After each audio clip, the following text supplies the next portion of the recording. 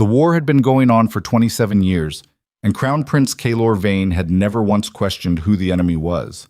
Until tonight, until he pulled the helmet off a fallen soldier in the mud and rain, and felt his entire world crack down the middle like a bone snapping clean. His mate. She was bleeding at his feet, and she was a Valtheris. If you want to know what happens when fate chooses the one person you were born to destroy, stay until the very end. Hit that like button and drop your city in the comments. I want to know where in this world you're watching from. The rain came down the way it always did before a battle, heavy and indifferent, as though the sky had decided long ago that the ground was thirsty and human suffering was simply part of the transaction. Kaelor Veyne stood at the edge of the command tent, one arm resting against the wooden post, watching the fires of the Valtherin camp burning 2 ridgelines south. They were close. Closer than they'd been in years.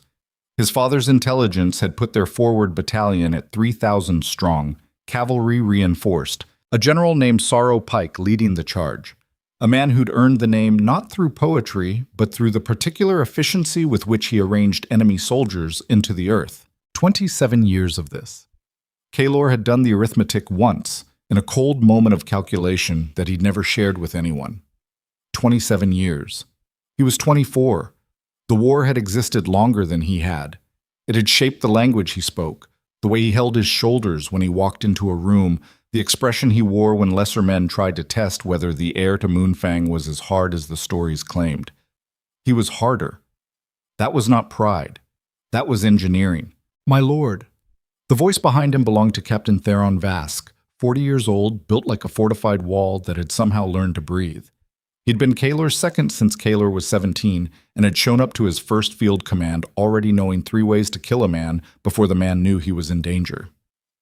Vask had approved of that. Vask had approved of very little else about Kaelor's youth, but he'd approved of that.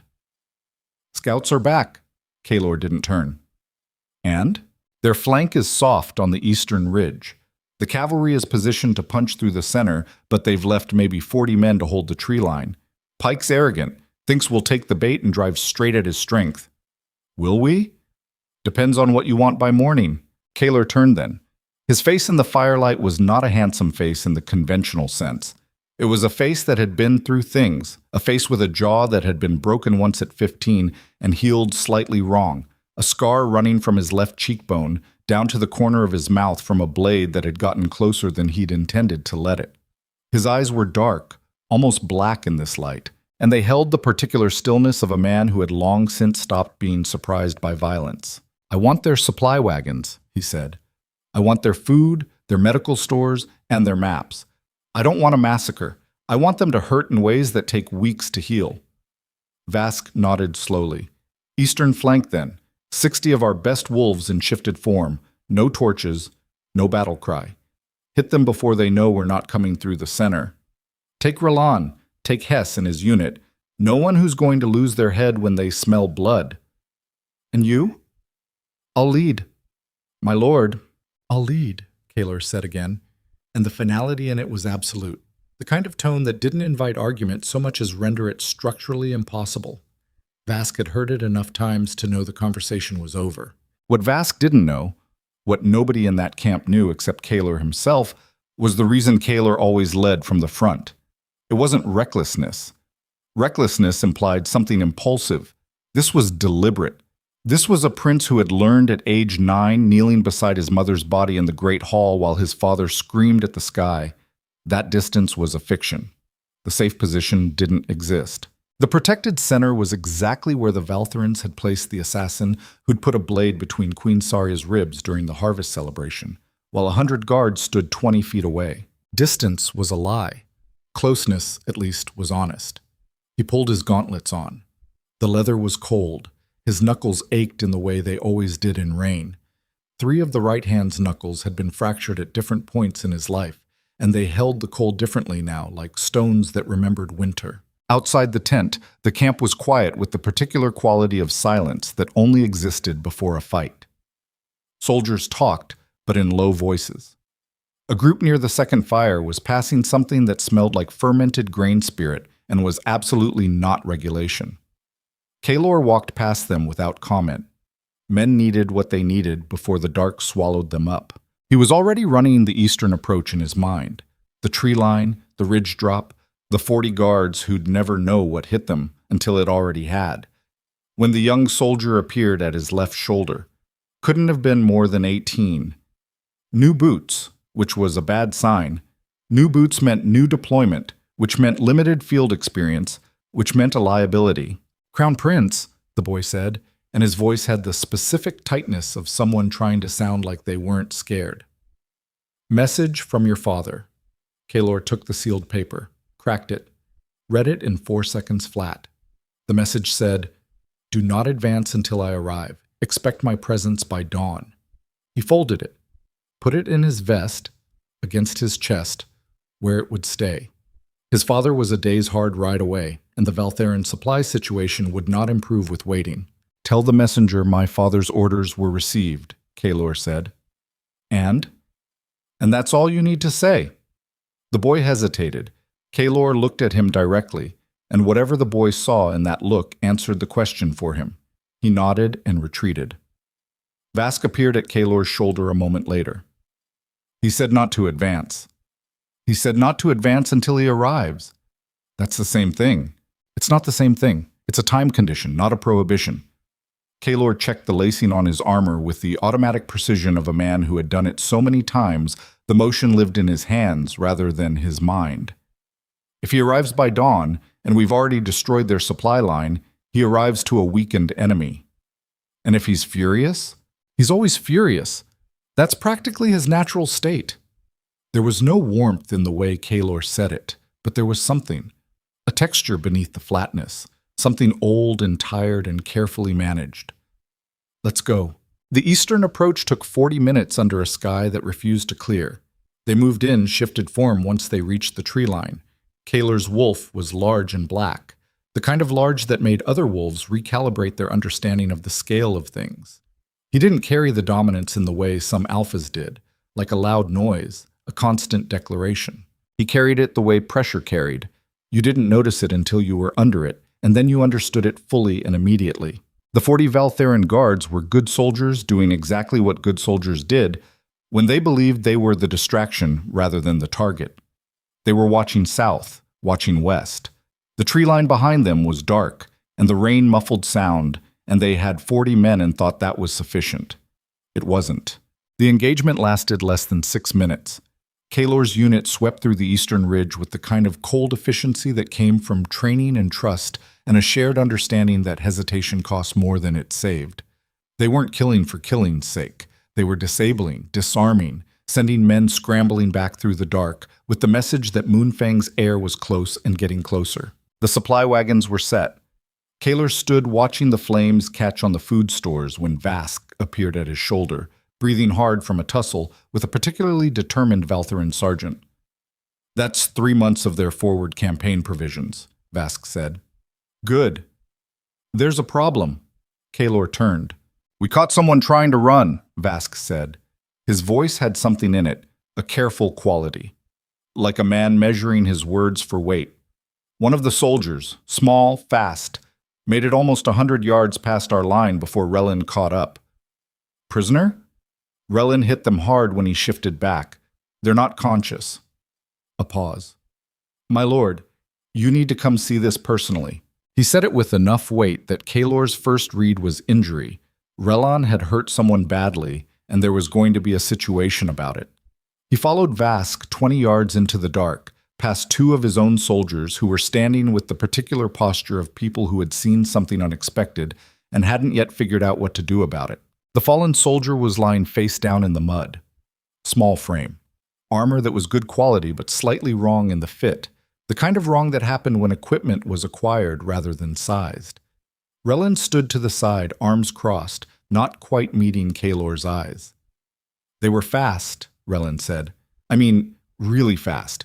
Faster than anyone in that unit had a right to be. When I shifted back and pulled them down, I hit them harder than I—" "Take the helmet off," Kaelor said. Relin and Vask exchanged a look. "My lord!" "Take it off." Vask crouched. His hands on the clasps of the soldier's helmet were steady. Vask's hands were always steady. It was one of his defining qualities. But his expression when he pulled the helmet free and turned the soldier onto their back had a quality that Kaelor had never seen on Vask's face before. It was something close to disbelief. Golden hair spilled into the mud. Not the muddy pale gold of someone who'd once been fair-haired. True gold, bright even in the darkness, catching the distant fire. A face that was, even unconscious, even with blood running from a cut above the temple, a face that stopped the mind mid-stride. High cheekbones, a mouth with a set to it, even in unconsciousness, of someone who made their own decisions. And then her eyes opened. Green. Extraordinarily, almost impossibly green, the color of deep forest water where the light came through in columns, and they focused with sudden fierce clarity in the way eyes did when the body had been trained to wake into awareness rather than confusion. She looked at him. He felt it. There was no other way to describe it.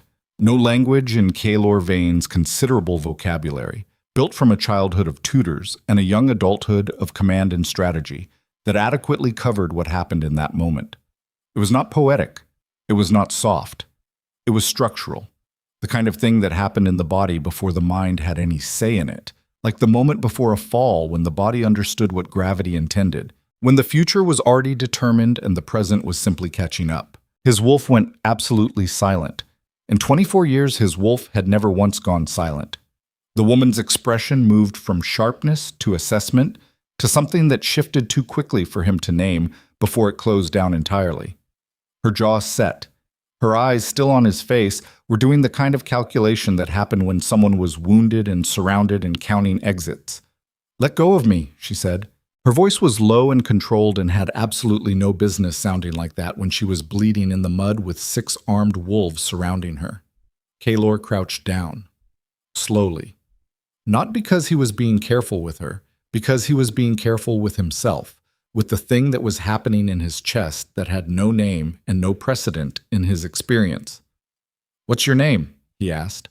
"A soldier of Valthera," she said. "That's all you need."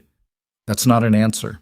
"You don't need an answer. You need to decide whether you're going to execute me or take a prisoner, and both of those things can happen without my name." The voice was Valtheran accented, the accent of the court, not the barracks, the particular crispness of vowels that came from growing up in rooms with high ceilings. He filed that without commenting on it. "Can you stand?" he asked. Something flickered across her face. Not fear. Something more complicated than fear. "That depends on what standing means in this context. It means I'm not going to carry you." "Then yes," she said. "I can stand." She couldn't quite.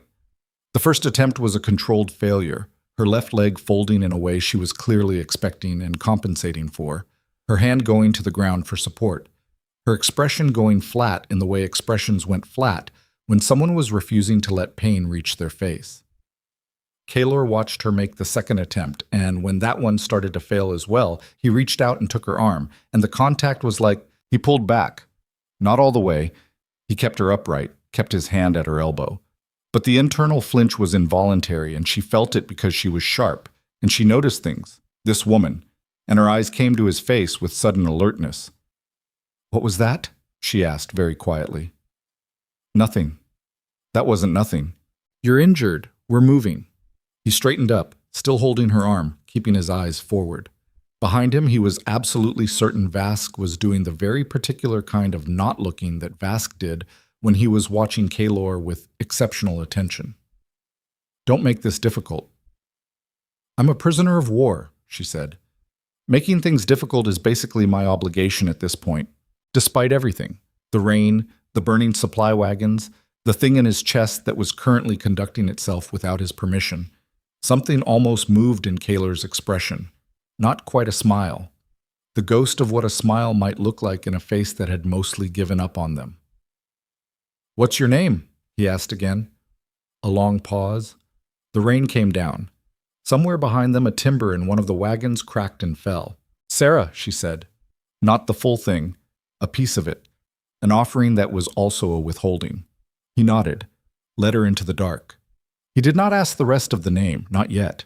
The fortress at Moonfang's forward position was a grim piece of architecture, practical, dense, built by people who understood that beauty was a luxury the border could not afford. The walls were dark stone that had absorbed decades of weather and blood until they'd achieved a kind of permanent gravity, the visual equivalent of a held breath. Inside, a courtyard, barracks, a command hall that doubled as a war room, and a series of cells that were clean by the standards of most military prisons because Kaelor had insisted on it. He'd seen what prolonged despair did to prisoners, and he'd decided at 21 that Moonfang's enemies deserved to be held alive and functional, not broken into uselessness by damp stone and neglect. The woman, Sarah, was taken to one of those cells by Vask and 2 guards. Kaelor had given explicit and specific instructions. A physician was to see her before anyone else. Her injuries were to be treated. She was to be given food, dry clothing, and a locked door. No interrogation without him present. No one was to touch her. The last point he made twice. Vask had nodded with the expression of a man who had questions and was choosing, wisely, not to ask them. Kaelor went to the war room. He stood at the map table for approximately 30 seconds before realizing that his hands were flat on the surface and he was staring at the parchment without seeing anything on it. The names of positions and rivers and supply routes were just marks. His mind was not in the room. He pulled himself back. This was something he knew how to do. The conscious act of repossession, taking hold of his own attention and returning it to the present and the practical. He had done it after battles. He had done it at his mother's grave. He had done it in every meeting with his father where the subject turned to what Kaelor's purpose was and whether he was fulfilling it with sufficient dedication to the goal of eventual Valtheran destruction. He did it now.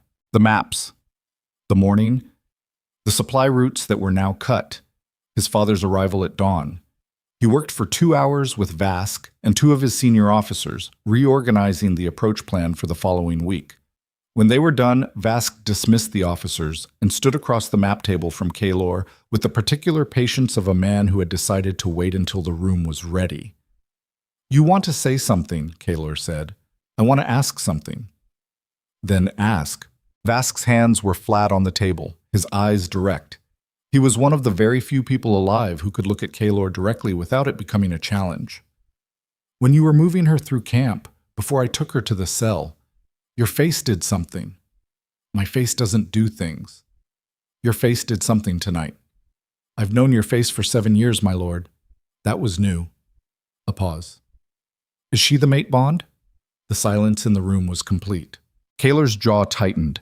It was the only visible response he allowed himself. His voice when he spoke was level and entirely without inflection. "She's a Valtheran soldier. She'll be held until I can determine her intelligence value." "That's not an answer to what I asked." "It's the only answer I'm giving." He rolled the map. "Get some sleep, Vask. My father arrives at dawn and we're going to need everyone functional." Vask didn't move immediately. That was the thing about Vask. He didn't startle easily, and he didn't retreat easily, and he'd been with Kaelor long enough to know which silences were actually walls, and which ones were something else entirely. This silence was something else. Both of them knew it. Neither of them named it. "Yes, my lord," Vask said finally, and left. Kaelor stood alone in the war room. Outside, the rain continued. His mother had died in a room not unlike this one, surrounded by banners and celebration, at a table meant to end a war. She had walked into a room of supposed peace and come out in pieces. His father had built an empire of grief and revenge on the foundation of that single night. And Kaelor had grown up in that empire's shadow, had been its heir and its instrument and its proof of purpose, the son who would carry the mission forward until the Valtherans understood the full weight of what they had taken. 27 years. And tonight, in the mud and the rain, his wolf had gone silent. He went to see her. Not because it was tactically necessary, because he couldn't not. The cell block was quiet.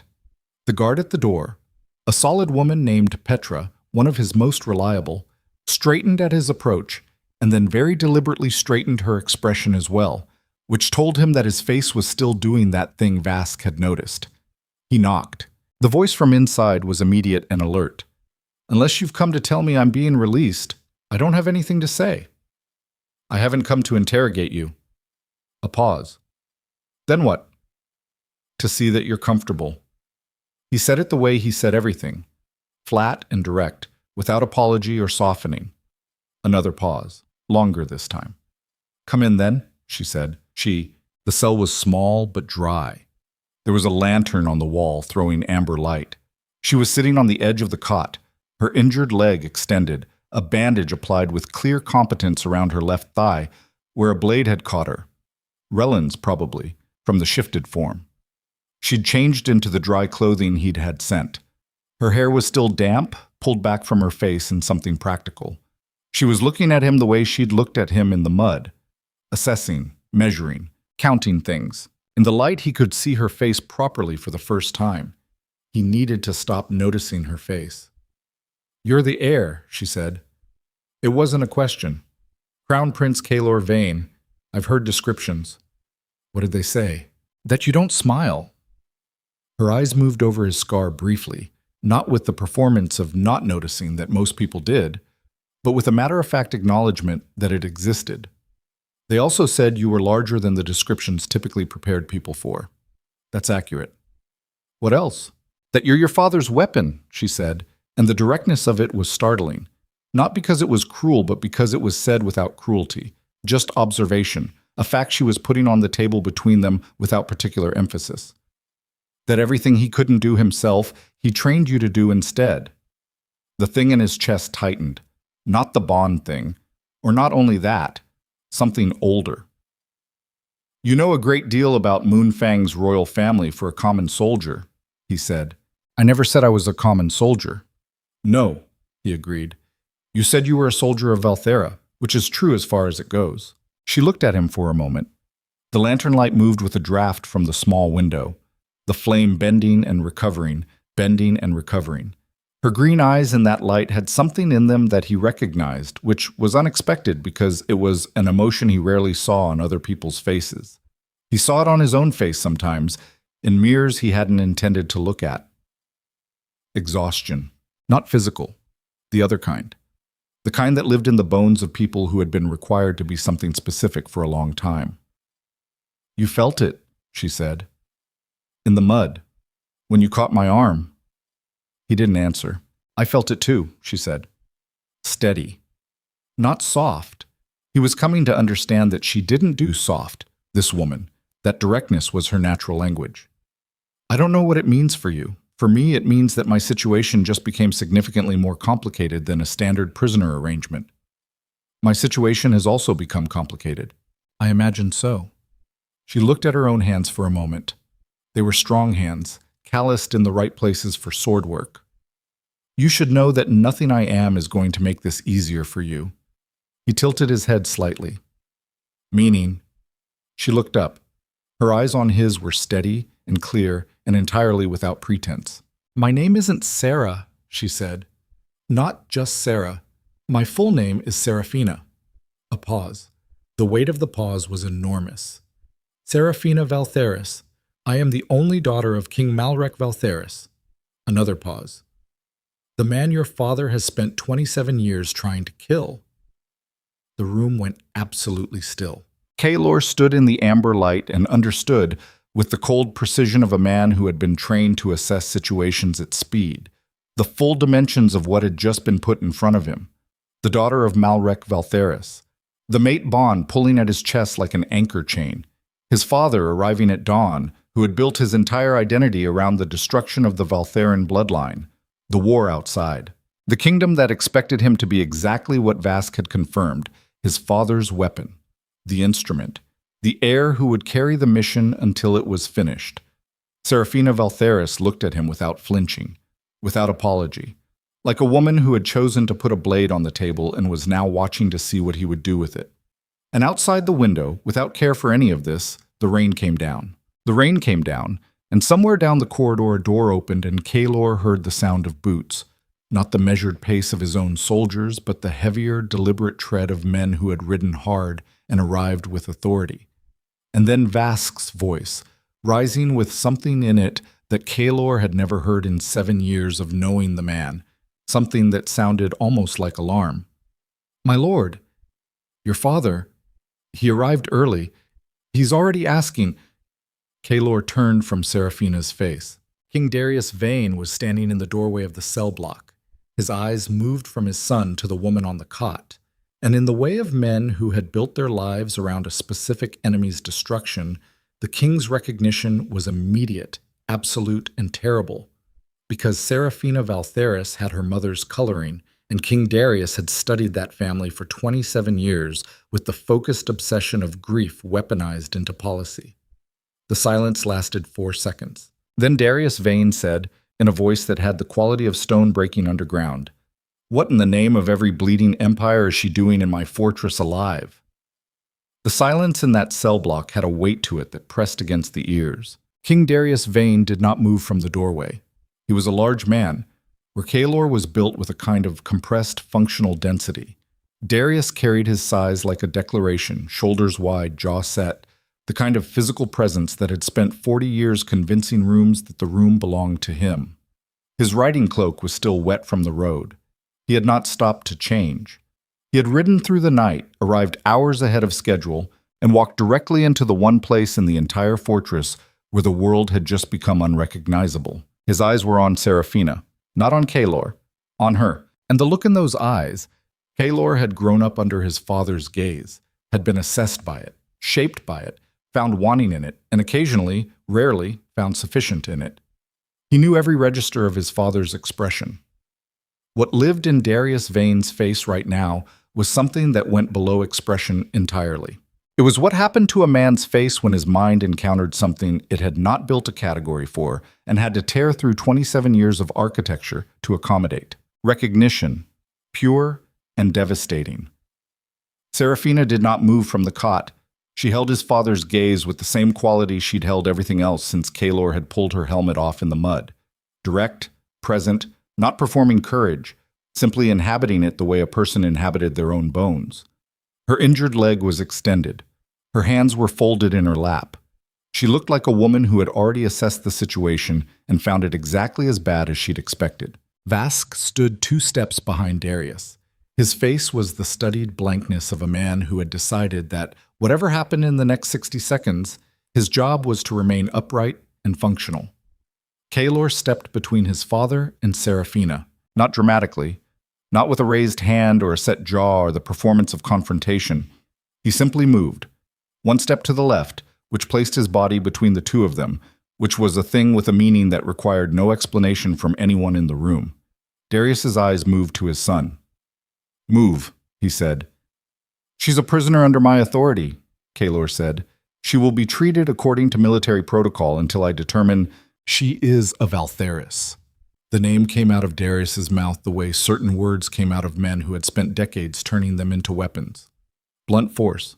Final. "Move away from her." "No." The word landed between them in the cell block like something physical. Darius's jaw tightened. There was a vein visible at his temple that Kaelor associated with the moments his father had reached the outer limit of his capacity to contain himself, which did not happen often because Darius Veyne was a man of considerable containment. He had to be, had trained himself to be, because the alternative was that the grief ate through the containment and there was nothing left underneath. The grief was the fuel. The mission was the structure. Without the structure, the grief was just grief, and a king could not afford to just grieve. "This is not a discussion," Darius said. "She is the enemy's blood. She is leverage, or she is a message. Those are the only 2 things she is in this fortress." "There's a third option," Kaelor said. "There is not. She stays alive. She stays unharmed, and we have a conversation about what she actually knows before we make any decisions about what she represents." "I know what she represents," Darius's voice had dropped. The drop was worse than the volume. "She represents 27 years of Malrek Valtheris existing in this world and believing he could continue to do so without consequence. She is the one thing he values above his throne, above his army, above his own survival." He paused. "Do you understand what I'm telling you, Kaelor?" "I understand what you're telling me." "Then move." "No." The second no was quieter than the first. That was somehow worse. Understanding what a man's grief had made of him did not mean surrendering to it. Kaelor had lived in the shadow of his father's wound for 24 years. He had absorbed it, had been shaped by it, had in many ways been built by it. The training, the discipline, the particular cold efficiency that made people in war rooms fall quiet when he walked in. All of that had come from watching his father's grief become a kingdom's policy. But there was a line between understanding and enabling. He had never been certain where the line was. He was certain now. "My Lord King," Seraphina's voice came from behind him. Still level, still that quality of directness that didn't perform anything. "I understand your reasons for wanting me dead. I am not going to pretend they aren't coherent." A pause. "But I have information about my father's current campaign strategy that the Crown Prince has not yet had the opportunity to learn. Killing me ends that intelligence." Another pause, briefer. "You're a military man.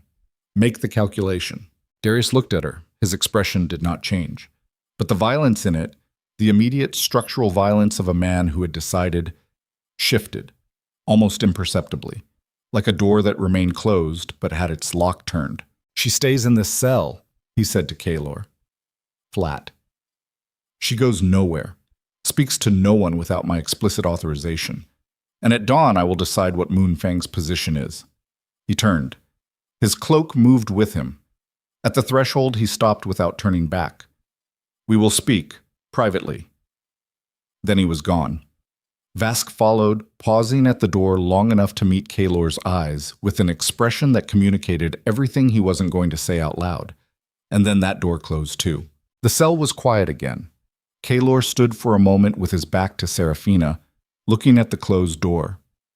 Then he turned. She had let something out of her face, not collapse, not that, but the thing she'd been holding during the confrontation, the particular maintenance of composure, had eased slightly. She was rubbing the heel of her hand against her sternum in a small, unconscious gesture that he recognized as the body managing what the mind wouldn't acknowledge. "You're all right," he said. "I'm fine," she said, automatically, which was not the same thing, and both of them knew it. He crossed to the cot, sat on the far end of it, not close, with deliberate space between them, though his wolf's response to the space was immediate and specific, and not something he was interested in examining in detail. He looked at his hands for a moment, the broken knuckles, the cold in them. "The mate bond," he said. Not a question. She stopped rubbing her sternum. Her eyes came to his face with that sharp focus she did. "You're going to talk about it. I'd rather know that we're talking about the same thing than pretend we're not talking about it at all. That's very rational of you. I'm a rational person. And yet," she said, "here you are standing between me and your father, who came to this fortress to conduct a war, against my father." A pause. "How rational is that?" The question didn't have a clean answer, and they both understood that. He looked at her directly. Her green eyes in the lantern light were doing that assessment again. Not of exits this time, but of him, specifically of him, the way a person looked at something they were trying to accurately understand. "I've never experienced it before," he said. "The bond. I didn't know what it was when it hit." "Neither did I." A pause. Then, with the kind of honesty that seemed to be simply how she was built. "It scared me. It surprised me," he said. "There's a difference between those things." "There is," he agreed. He looked at her face, the cut above the temple, cleaned and closed with a small strip of bandaging, the set of her jaw, the way she held herself even injured, even imprisoned, like someone who had decided that posture was the last thing that belonged entirely to them. "Your accent is court Valtherin. Your hands are sword-trained. Your armor was the wrong size. You disguised yourself to join the campaign." She didn't confirm or deny, just looked at him. "Why?" he asked. Something moved behind her eyes. Old. Heavy. "Because my father had arranged a marriage to a duke in the Eastern Territories to consolidate a supply route, and I had the choice between accepting that or disappearing into a war no one expected me to survive." A pause. The war seemed cleaner. There was a particular quality to the way she said that. Not bitterness, or not only bitterness. There was something in it that resonated in Kaelor's chest with a recognition that had nothing to do with the bond. It was the recognition of someone who understood what it was to be a function of someone else's strategic purpose, to be a piece that a powerful man moved across a board without asking whether the piece had its own understanding of the game. "Your father treats you as leverage," Kaelor said. "Your father treats you as a weapon," she said. Not defensively, just even. "We're both something someone else built." The silence that followed was not uncomfortable in the way silences usually were between enemies. It had a different texture, the texture of two people who had just said something true and were sitting in the aftermath of it. This was the psychological architecture of the moment that no amount of tactical training prepared a person for. The discovery that the enemy had an interior. That the category of enemy, clear, contained, useful, was not the category that applied to the person in front of you. It was disorienting in a way that was almost physical. Kaelor had spent his entire life understanding Valthera as a shape, a threat, a direction to hold against. And here was a woman who had disguised herself as a soldier to escape a political marriage, who looked at power without flinching, who held her composure in a cell with the king of her enemy's territory threatening her life, and made a rational intelligence argument to stay alive. The shape didn't hold. "You said you have information," he said. "I said that to your father, to buy time." He looked at her. "I do have information," she added. "It's just that I said it specifically to make him recalibrate, because a man who's thinking about intelligence value is thinking tactically, and a man thinking tactically is less likely to make an immediate violent decision. So you read him." "I read everyone." She said it without arrogance, just fact. "Growing up in that court required it." He nodded slowly. "What's the information worth?" "That depends on what you're willing to give me for it. You're a prisoner, I'm aware. But you're a man who just stepped between me and his father, which means the prisoner situation is more complicated than the label suggests." Her eyes were direct. "I'm not asking for freedom. I'm asking for honesty. Tell me what you intend, and I'll tell you what I know." There was a version of this conversation where Kaelor said something official and measured and retreated to his role as Crown Prince conducting an interrogation of an enemy prisoner. He was aware of that version. He could see its outline clearly. He did not take it. "I intend to keep you alive," he said, "for as long as I have any say in what happens in this fortress." The lantern flame moved. Her expression moved with it briefly, before settling back into its characteristic steadiness. "All right," she said. "Then I'll tell you this. My father knows I'm missing. He'll have had scouts tracking the eastern skirmish before dawn. When he confirms I was taken, not killed, taken, he will interpret it as a strategic provocation. He'll escalate." She paused. "He's been looking for a reason to commit his full force to this campaign. I am, apparently, going to be that reason." The implication settled into the room with the weight of a stone dropped into still water. "He'll march on the fortress," Kaelor said. "He'll march on the fortress," she confirmed. "Not because he loves me. Because I am his. And Malrek Valtheris does not accept other people touching his things."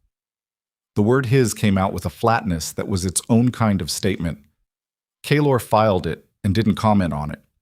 Not because it wasn't worth commenting on, but because the space around it was already heavy enough. He stood. The motion was controlled and deliberate, the way all his motions were. "Sleep," he said. "You need it. Tomorrow is going to be worse than today." High encouragement from the Crown Prince. "I don't encourage. I prepare." He moved to the door. At it he stopped, the way his father had stopped, though the similarity was not something he registered consciously. "You were fast tonight, faster than the rest of that unit." "I've been training since I was 11, she said. "My father thought a daughter with no combat ability was a security liability. He was right, as it happens, just not in the way he intended." Kaelor looked at her for one more moment in the amber light. Then he left. The conversation with his father happened in the war room at the map table, which was where all the difficult conversations in this fortress happened. There was something about the map table. The spread of territory, the pins marking position, the objective permanence of geography, that made it easier to have conversations about terrible things. The map didn't respond to emotion. It just showed you where everything was. Darius stood with his arms crossed and his back half-turned to the table, which meant he'd already made his decision and was conducting the conversation as confirmation rather than consultation. Kaelor had seen this posture his entire life. "You felt the bond," Darius said. It was not a question. Darius had not survived 40 years of political life by being slow to recognize the evidence of things. "Yes," Kaelor said. "That's unfortunate." "I agree." Darius turned. His face was older in this light, or maybe older in this conversation. the lines around his eyes deeper, the jaw carrying the particular weight of a man who was about to say something he had been preparing for years without knowing he was preparing for it. The bond doesn't change the objective, Kaelor. It complicates the path. It is not a reason. I know. The woman is the enemy's daughter. If Malrek discovers she's here, alive, unharmed, under your personal protection, he stopped, exhaled through his nose. He'll use it. He'll twist every rumor of the bond into a story about Moonfang's weakness, about the heir who couldn't hold his purpose when a Valtherin woman looked at him. The assessment was cold and correct and landed in Kaelor's chest with the precision of something that had been aimed carefully. Darius had always been able to do that, find the exact coordinate of the thing that would be hardest to deflect and speak directly to it. It was what made him an exceptional king and a very difficult father. She has intelligence value, Kaelor said. You're better than that argument, Darius said. Not unkindly, just directly. You stepped between me and her before she said a word about intelligence. Use the real reason, or don't speak at all. The silence between them was a familiar kind. Father and son silence. The silence of two people who knew each other completely and found that knowledge both essential and exhausting. The bond is real, Kaelor said. I can't undo it. I'm not going to pretend it isn't happening because pretending things aren't happening is how wars start. He looked at his father directly. I also cannot carry out the mission you've built this kingdom around if it requires me to harm the woman. Darius looked at him for a long time. The map pins caught the light. The territories lay silent under their marks. You don't know her, Darius said. No. You don't know if she's honest. If what she told you tonight is strategy. If Malrek sent her into that battle precisely knowing she'd be taken. It was a real possibility. Kaelor had run it. He'd run it in the 30 seconds between leaving her cell and arriving at this conversation. I've considered it. And? If she's a deliberate plant, she's the best long game I've ever seen, including ours. He paused. But I don't think she is. Her anger at her father when she spoke about him, that's not performance. Performance is smooth. What she has is specific. People can fake specific. Not like that. Darius uncrossed his arms, pressed his knuckles to the map table and looked down at it. The silence stretched, and in the stretching of it, Kaelor watched his father do something he rarely saw. He watched him reckon with the possibility that the architecture he'd built his life inside might have a room he hadn't accounted for. She stays in the cell, Darius said finally. She is not a guest. She is not a ward. She is a prisoner, and she is treated as a prisoner. He paused. You will conduct an interrogation tomorrow, properly, with Vask present. Everything she gives you comes to me. Agreed. And the bond? Another pause. Longer. You keep it contained. Whatever it demands of you, you manage it.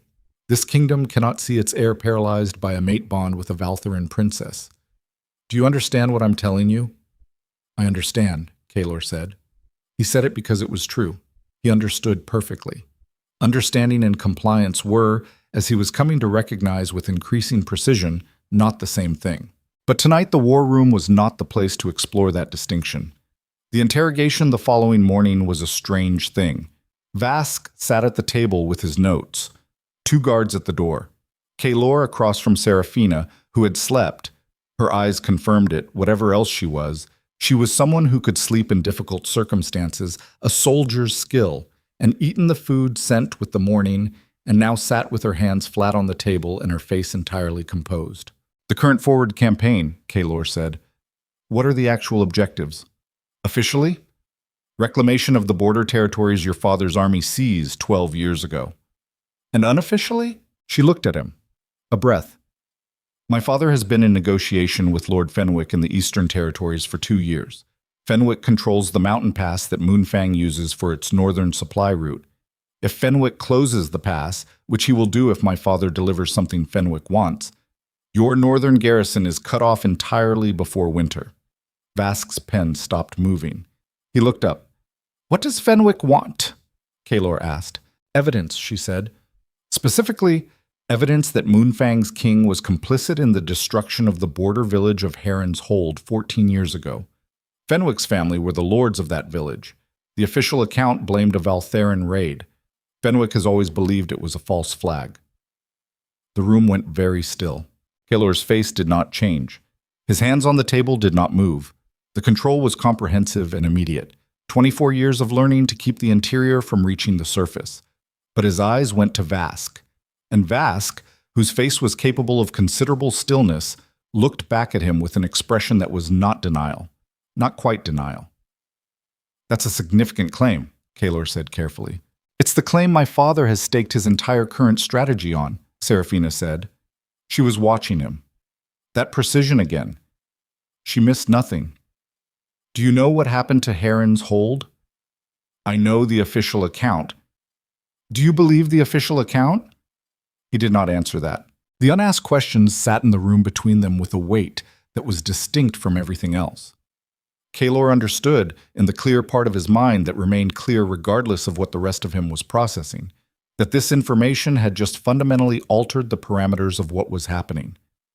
If Seraphina was telling the truth, and he believed she was, with the same certainty he'd believed the specific quality of her anger the night before, then his father's war was built on something that was not entirely what he had told his kingdom it was built on. 27 years, his mother's murder, and something else underneath it, something that had been kept below the surface, something that Vask's expression was not quite denying. "How does your father have this information?" Kaelor asked. "He has a source inside Moonfang," she said.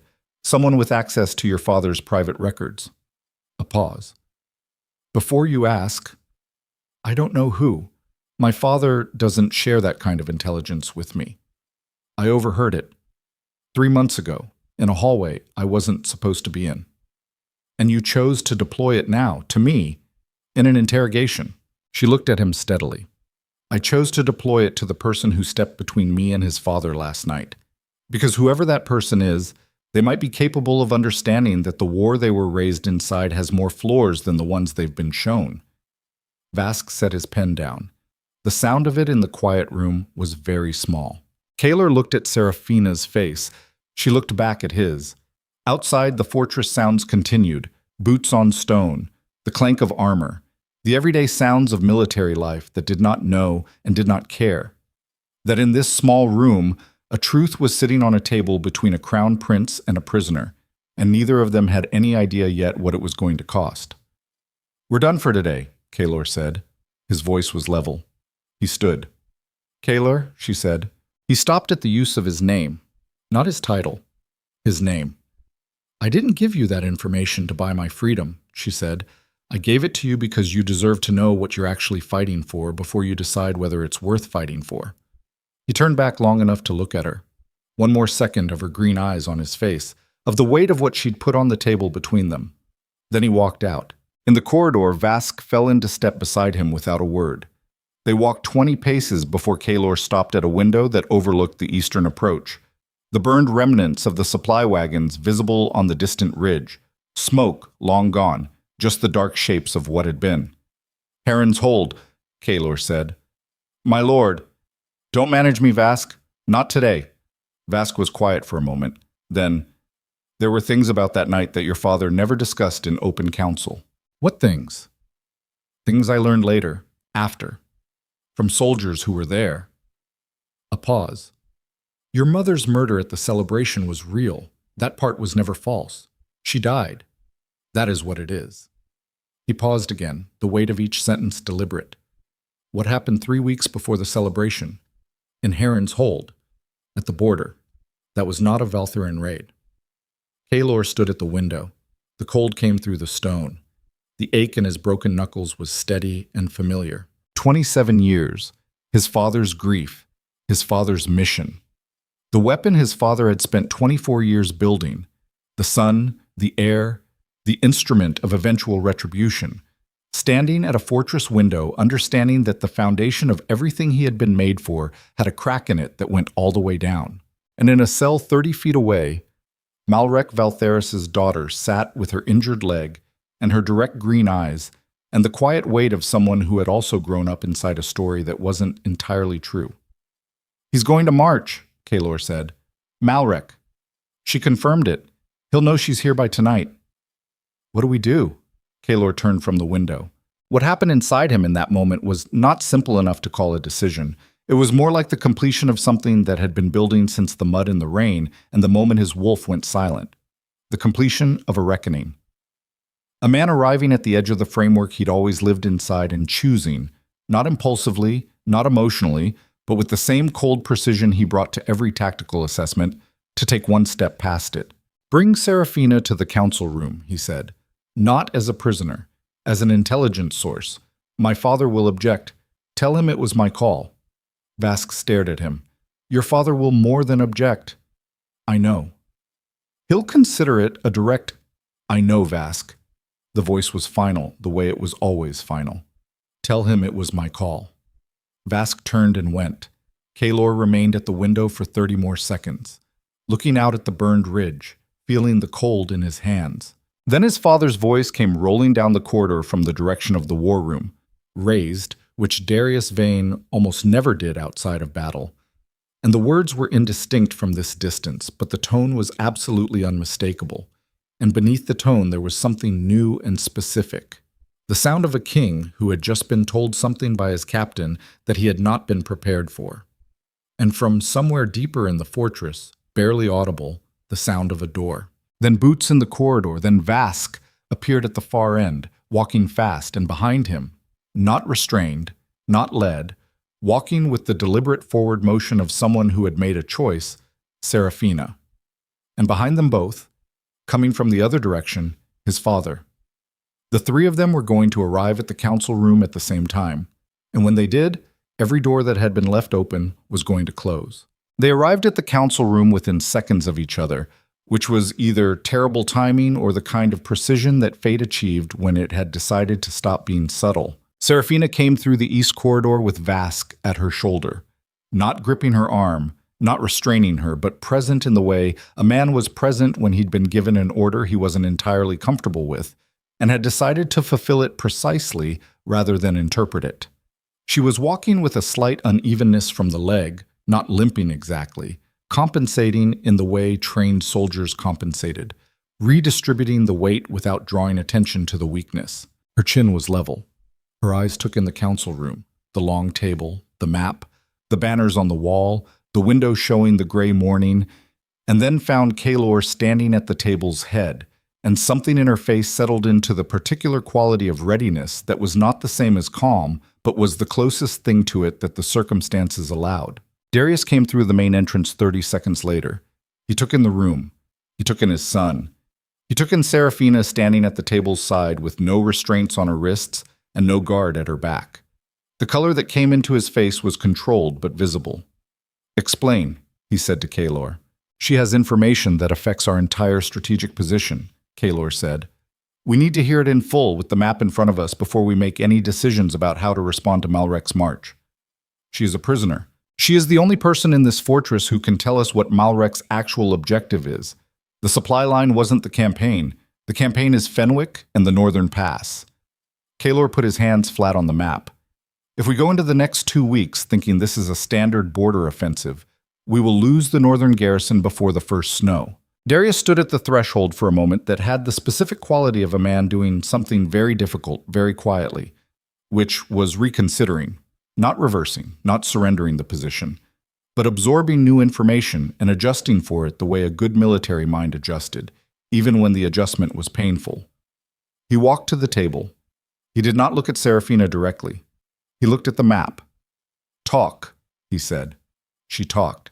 For 40 minutes, Seraphina Valtheris laid out her father's campaign strategy with the precision of someone who had spent years in rooms where strategy was discussed and had listened with the attention of a person who understood that information was the only real currency available to someone in her position. The Fenwick negotiation. The timeline. The pass needed to close before the first hard frost, which gave Moonfang approximately 6 weeks. The secondary objective? A lightning strike at Moonfang's eastern watchtower network, not to destroy them, but to blind them, to cut communication between the king's position and the forward garrison. She knew supply numbers. She knew the names of Malrek's generals and their particular tendencies. She knew which of those generals were loyal and which were in position because they were too dangerous to leave unobserved. Kaelor watched his father as she spoke. He watched Darius's hands tighten once on the map's edge and then deliberately loosen. He watched him absorb intelligence that was genuinely valuable, practically, tactically valuable, coming from the mouth of a woman he had walked into this fortress intending to use as a message. There was a particular kind of difficulty in that, the difficulty of a man whose framework had contained everything for 27 years, encountering something that did not fit inside the frame. Darius was a great king. He was a great king in the way that certain men became great at things they were forced into by necessity rather than nature, through the grinding application of will over time, through the refusal to let grief make him passive. He had turned loss into structure. He had turned rage into governance. But structures built on a single load-bearing truth were vulnerable in a specific way. They held perfectly until you touched the truth they rested on, and then they did not bend. They broke. Kaelor knew this. He had known it longer than he'd known how to name it. "The source inside this fortress," Darius said when she finished. His voice was careful. The carefulness was its own signal. "The person feeding Malrek intelligence about Heron's hold." "I don't know who it is," Seraphina said. Same directness she'd had from the beginning. "I told your son the same. I overheard my father reference the source once. He called them the anchor. He said the anchor had been in place for over a decade." A decade. Kaelor turned that over in his mind. A decade meant the source had been inside Moonfang since before he'd been given field command. Before Vask. Before the current council. Deep. Patient. Embedded in the way things embedded when they weren't looking for immediate advantage, but for the exact right moment. "This could be fabricated," Darius said. "Not to Seraphina, to Kaelor. This entire intelligence package, delivered by someone Malrek put in our path deliberately." "It could be," Kaelor agreed. "Which is why we need to verify the Fenwick negotiation independently. Send writers today to our eastern informants. If the negotiation is real, we'll have confirmation within 4 days." Darius looked at him. The father-son look, stripped of its usual layering, just the two of them in the old, unadorned dynamic of two men who were also a king and his heir, and also a father and his son, and who had never quite found the way to be all of those things simultaneously without something getting lost. 4 days, Darius said. 4 days, Kaelor confirmed. She stays in the fortress, under my authority, unharmed. The pause was long enough to have its own internal weather. 4 days, Darius said finally, and walked out. The room breathed. Vask let a very slow exhale out through his nose, which was the closest he came to expressing relief. Seraphina looked at Kaelor across the map table. Her expression was not triumphant. It was something more complicated, the expression of a person who had successfully navigated a thing and was already thinking about what came next, and finding the next thing no easier than the thing just completed. "Thank you," she said. "Don't," he said. Not harshly, just honest. "It's not done." "No," she agreed. "It's not done." The 4 days that followed had a quality that Kaelor would remember for the rest of his life. Not because they were dramatic, but because they were the opposite. They were ordinary in the specific way that days were ordinary when the people living them knew the ordinary was temporary, when the normalcy had the charged texture of a held breath. He worked. He ran the fortress operations with the same focused efficiency that had always defined him. Drills, logistics, the never-ending work of keeping a military position functional. He met with his officers. He reviewed patrol reports. He ate at the command table and slept 4 hours, and woke with the cold in his knuckles and the pull of the bond in his chest that was becoming familiar now, not comfortable exactly, but recognized, the way a scar became part of a landscape. He went to see Seraphina each evening, not for interrogation, not officially, for anything. He told himself the first evening that it was for intelligence purposes, a follow-up, a check on whether anything she'd said needed clarification. He stopped telling himself that by the second evening because he was not a man who tolerated dishonesty in himself. They talked. That was all. Talked. At the small table the guards had brought into the cell at Kaelor's instruction, with a lantern between them and the sound of the fortress going quiet outside. Talked the way two people talked when they were discovering that the other person was more than the category assigned to them. She told him about the Valtherin court, about growing up in a palace where beauty was used to obscure the architecture of control, where every gracious gesture from her father contained a mechanism, where kindness was a delivery system for obligation. He told her very little. That was not his way. But he listened, and she seemed to understand that listening was, for him, a significant thing. That it cost something, that it meant something, that a man who had been built to project strength and certainty did not sit across a table from an enemy prisoner in the late evening because it was tactically convenient. On the third evening, she looked at him across the lantern and said, "Tell me about your mother." He was quiet for long enough that she started to take the question back. He could see her reading his silence as refusal and preparing to give him an out, which he noticed and which told him something about her, that she would offer the out rather than press. She laughed at things that weren't meant to be funny, he said. The words came out strangely, too plain, insufficient for what they were carrying. My father's court ran on formality. She found formality amusing, not disrespectfully. She just seemed to always be aware of the gap between the weight everyone put on ceremony and what ceremony actually was, which was theater. He paused. She died laughing, probably. She died at a celebration. I've always thought that was both the worst possible thing and also something she would have found exactly as absurd as it was. Seraphina looked at him for a moment without speaking. "I'm sorry," she said. Not the reflexive social form of it, the actual thing. "Your father killed her," he said, not as an accusation, as a fact laid on the table, needing to exist in the air between them in its plain form. "I know," she said. "I've known since I was old enough to understand what a peace celebration was, and what it meant that Moonfang's queen died at one." A pause. "I've wanted to apologize for it my entire life, and had no one to apologize to." The lantern between them held its light. What happened in that moment was not resolution. It was not forgiveness. Too soon, too complicated, involving too many things that neither of them controlled. But it was something. The acknowledgement of a wound that had been the fixed center of a war, seen from both sides simultaneously, by two people who had each grown up in its shadow and had each been shaped by its gravity without being its cause. On the fourth morning, the riders returned from the Eastern Territories. Kaelor was in the war room when Vask brought the report. He read it twice. Then he set it down on the map table and looked at the window for a moment, at the gray sky outside. The Fenwick negotiation was real. 3 independent sources confirmed it. A merchant who ran supply routes through the Eastern Pass, a minor lord whose territory bordered Fenwick's, a soldier who had deserted from the Valtherin Eastern camp 2 weeks prior. The details matched what Seraphina had given them with a precision that fabrication could not plausibly achieve. She had told the truth. He brought the report to his father. Darius read it at the map table, standing, with the quality of absolute stillness that he had when he was deciding something. He read it twice, the same way Kaelor had. Then he set it down.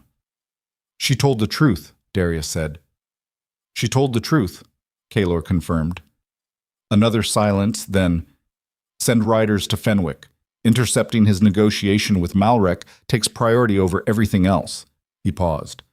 "The woman stays in the fortress until the situation is resolved." "And after?"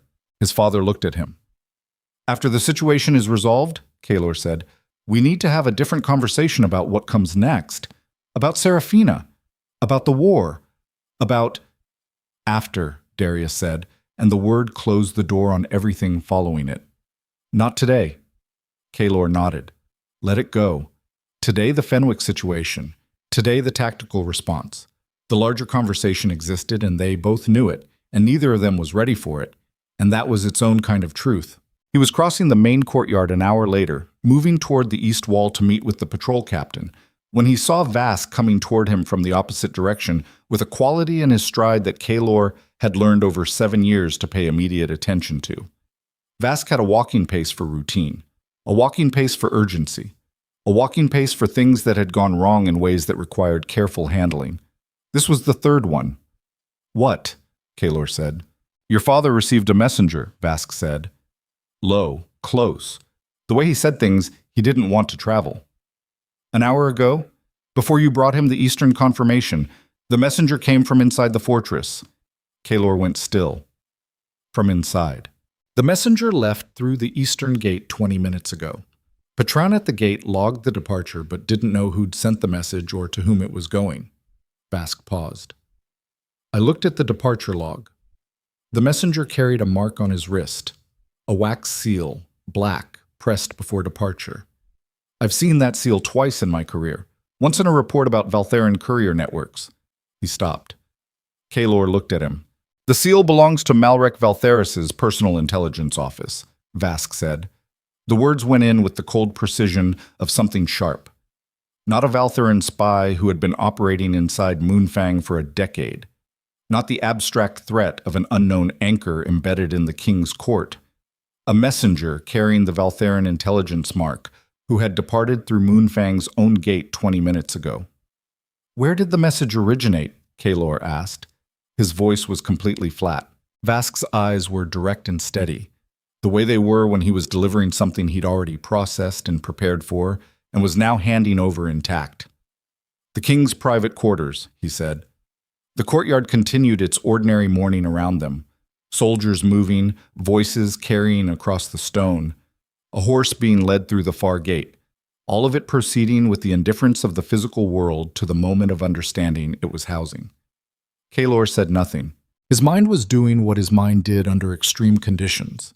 Not freezing, not fragmenting, but running on multiple tracks simultaneously, the way a river ran on multiple currents at once, each track processing a different dimension of what he'd just been told.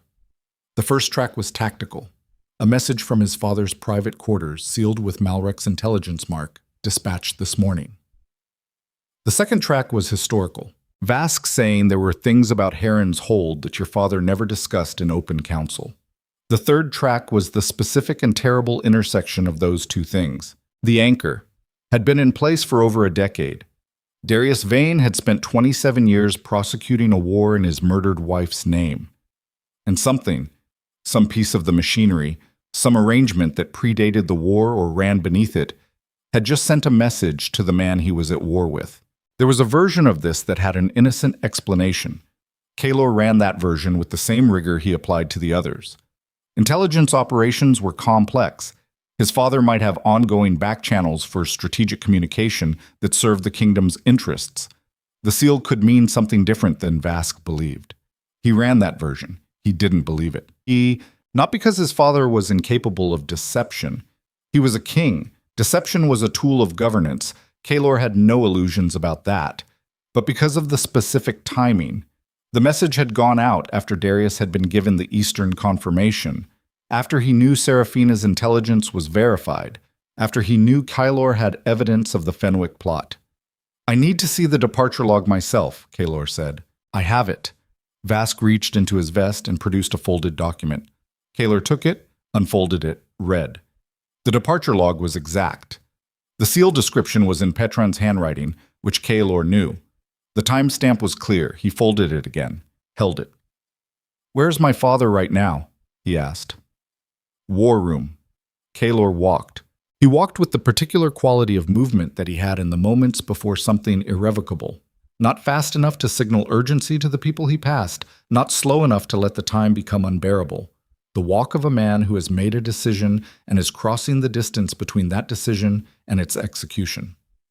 He opened the war room door. Darius was at the map table, alone, writing. He looked up when Kaelor entered. His expression started at its usual contained default, and then, not shifted but adjusted, in the way a face adjusted when the person behind it recognized that something was different in the air. Kaelor set the departure log on the table between them. Darius looked at it. He looked at it for a moment that was too long to be surprise and too short to be calculation. The moment of a man who has been found, sitting with the specific quality of that moment. The instant of exposure before response. Then he looked up at his son. "Sit down," he said. "I'll stand." "Kaelor?" The message went to Malrek. Not a question. The flatness in his voice was comprehensive. It was not anger. Anger was something that lived in the reactive part of the self, the part that felt things and responded to them. What was in Kaelor's voice right now came from below that, from the place where the architecture of a life was built, from the load-bearing structures, from the foundational belief that had shaped every other belief. After I brought you the Eastern confirmation, after you knew her intelligence was verified. Right? Darius set his pen down. He pressed his hands flat on the table, and for a moment he looked like an old man. Not in age exactly, but in the particular quality of exhaustion that a man carried when he had been holding something for a very long time and was now going to have to put it down. "There are things about this war," Darius said, "that are more complicated than you were given to understand. Tell me about Heron's Hold." The name in the room. Darius closed his eyes briefly, opened them. His face had the quality of stone that has been under pressure long enough that it no longer looked like it could break, but was, in fact, about to. 14 years ago, he said, there was a negotiation, not a public one, back channel, between two men who both understood that the war had reached a point where it was consuming more than either kingdom could afford. He paused. The negotiation was mine, with Malrek. The room was silent. "We were going to end it," Darius said. His voice had stripped to something underneath the king's register, something older and raw and barely held. Quietly, without the council's knowing, without the army's knowing. A private accord, to be formalized later. A pause. Heron's Hold was, the village was used as a demonstration of good faith. Malrek needed to show his hardliners that Moonfang was not acting from strength. I allowed. He stopped. Kaelor was looking at his father. He was looking at him the way you looked at something that had been one thing your entire life and was now, in a single sentence, something else. Not a different person. The same person. But suddenly visible in full. And the full was not the same as the part that had been visible before. His father had negotiated secretly with Malrek, while publicly prosecuting the war he claimed was his sacred obligation to his murdered queen. His father had been the anchor. Or close enough to it, close enough that the distinction no longer mattered, had allowed a village to serve as a demonstration, had been in communication with his greatest stated enemy for over a decade, and his mother was still dead, and the war was still real. And those two things were both true, and the truth of each one did not cancel the truth of the other. And the space between them was where Kaelor Veyne was now standing. "Why is she still at war?" Kaelor asked. His voice was very quiet. "If you've been in negotiation..." "Because the negotiation collapsed." Darius's voice cracked on the last word. A hairline crack, barely audible, but there. Malrek agreed to terms and then found it more useful to continue the conflict. The hardliners in his court had gained power. The war was profitable for certain factions. He kept the Accord's existence as leverage over me while publicly escalating. Darius's jaw tightened. "I have been contained. For 14 years I have been carrying this kingdom's war while managing the exposure of what I allowed to happen at Heron's Hold." "You told me we were fighting to honor my mother," Kaelor said. "We were. We are. While you were sending messages to the man who killed her. To manage the exposure, to prevent..." Darius stopped, looked at his son. The thing in his face now was not composure. It was the absence of composure. The thing underneath, which was grief, which had always been grief, which had never stopped being grief, which the governance and the mission and the weapon-making had been built to manage because a king with raw grief was a liability. And he had known that, and had done the only thing he could think to do with it for 27 years. "I sent the message today to warn Malrek that you have his daughter, to tell him she is alive and unharmed, to prevent him from making a decision based on the assumption that she was dead." The silence was absolute. "You warned him," Kaelor said. "After I told you she was valuable, after I guaranteed her safety. You went around my authority and warned her father. Because if Malrek believes she is dead, he will burn this fortress to ash and everyone in it. And if he knows she's alive and in my possession..." His father looked at him for a long moment. "Then he'll come for her in a different way," Darius said, which I believed was survivable. It was, in a terrible sense, the logic of a man who had been managing the unmanageable for so long that management had become indistinguishable from strategy, that holding the crumbling thing together had become the entire goal, that the original reason for the thing, the queen, the grief, the 27 years, had become almost secondary to the maintenance of the structure built around it. Kaelor understood this. He understood it completely, with the clarity of a son who had watched his father from close range for 24 years, and who had absorbed more of the man's way of operating than he'd ever consciously acknowledged. He understood it, and understanding it made the next thing no easier. "I need you to hear what I'm telling you," Kaelor said. His voice was even and cold in the way of deep water, cold at the bottom, regardless of the surface. This fortress is going to receive a response from Malrek in the next 48 hours. Not a military response, a diplomatic one. He'll send a representative. He'll offer terms. And the terms will be Seraphina in exchange for the withdrawal of the Fenwick negotiation. Darius said nothing. He is going to put her on a scale against the Northern Pass, Kaelor said. And you are going to tell me that the pass is worth more than one person. Kaelor, and I'm going to tell you that you don't get to make that calculation. Not after this. He picked up the departure log from the table, held it for a moment, set it back down. I'm going to find another way through this. One that doesn't end with us handing her back to a man who treats her as a strategic asset. He moved toward the door. I am done being managed by this war. I am done being managed by this war's history. I am going to end it. You can't end it alone, his father said. Kaelor stopped at the threshold. His back was to the room.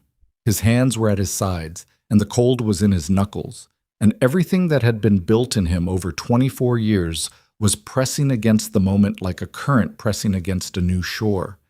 Everything his father had made him, encountering the thing his father had not accounted for when he was making it. No, he said. Not alone. He walked out. He went directly to her cell. The guard outside straightened. Kaelor didn't stop. Open it. The door opened.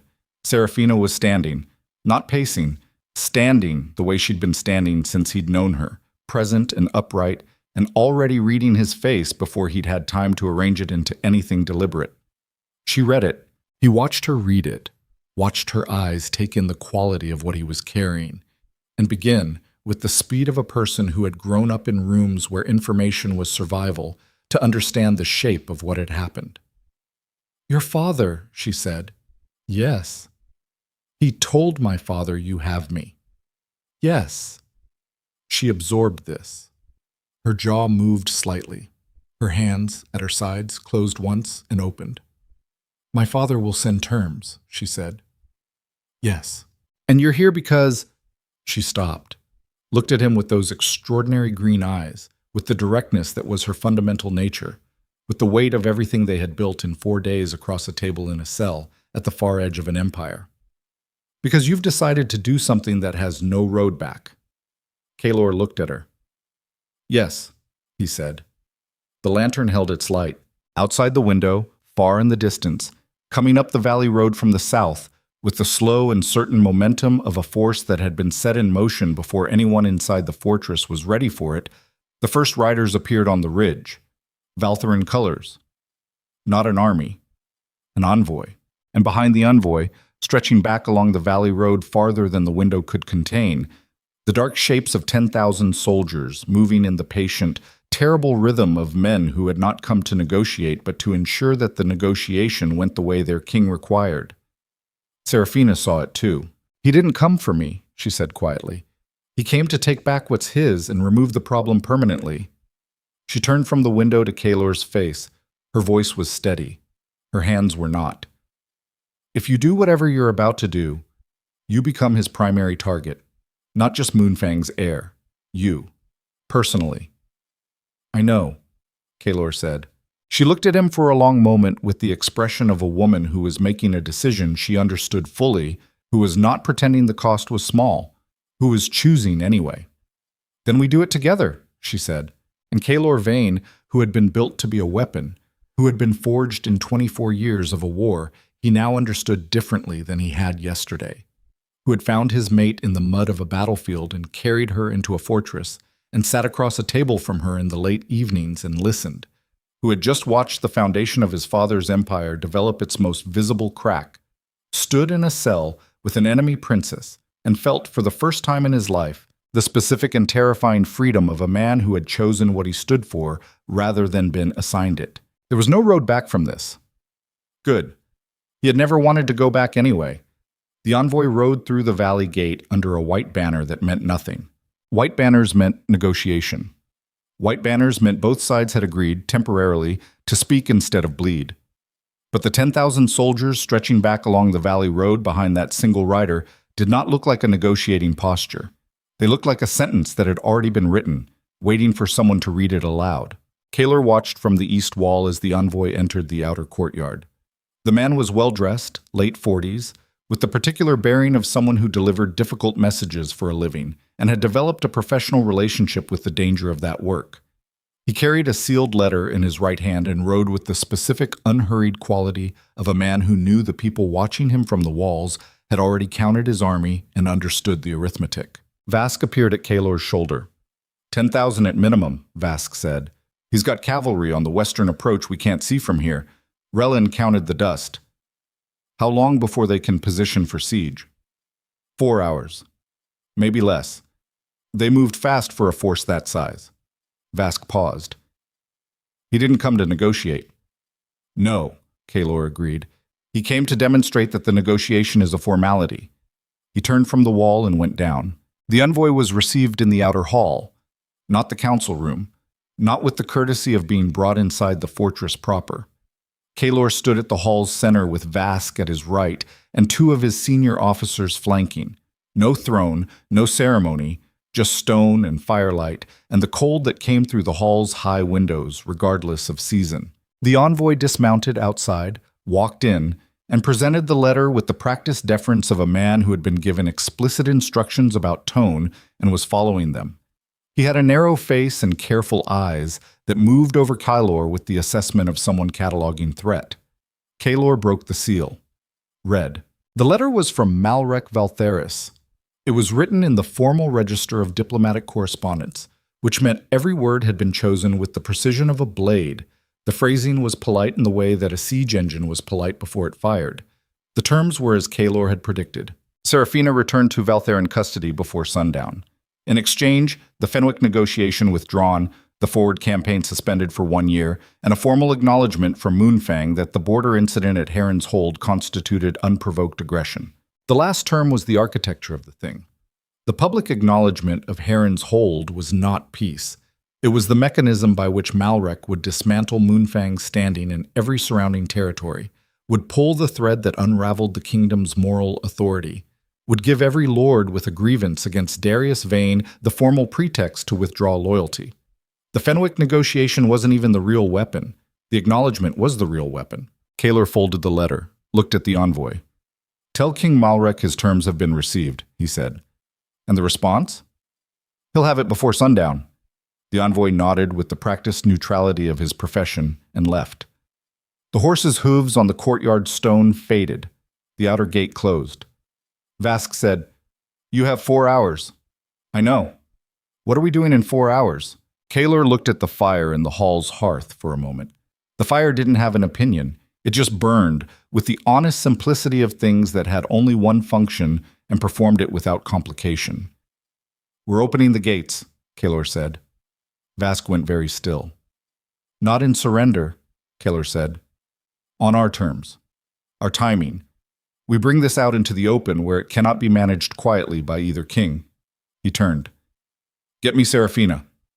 His father found him before Seraphina arrived. Darius came into the hall the way he came into every room, with the assumption of authority, the posture of a man who moved through spaces that belonged to him. But there was something different in him today. The composure was present, but it was working harder than usual, doing more load-bearing than was comfortable to watch in a man you knew. He had read the letter. Of course he had. Kaelor had not attempted to keep it from him, and would not have succeeded if he'd tried. You're going to refuse the terms, Darius said. I'm going to rewrite them. Kaelor, 10,000 soldiers. I know. Our garrison is 600, even at full shifted capacity, even with the wall advantage. I know the numbers, father. He looked at him directly.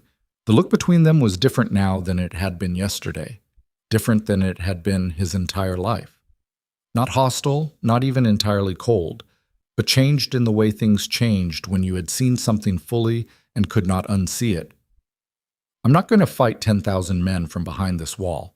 I'm going to walk out in front of them and say something true. Darius stared at him. The acknowledgement of Heron's Hold, Kaelor said. That's what he wants, the public admission. And he's not wrong that what happened there requires acknowledgement. He paused.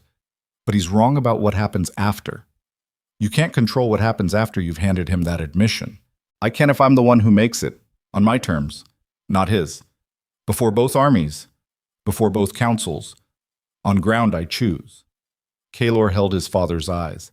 If you make the acknowledgement under siege, cornered, you look broken.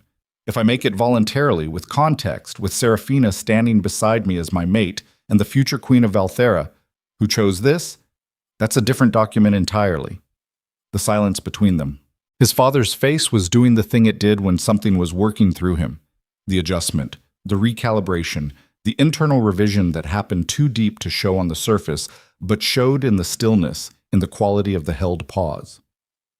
"She'll stand with you," Darius said. "Yes." "You're certain?"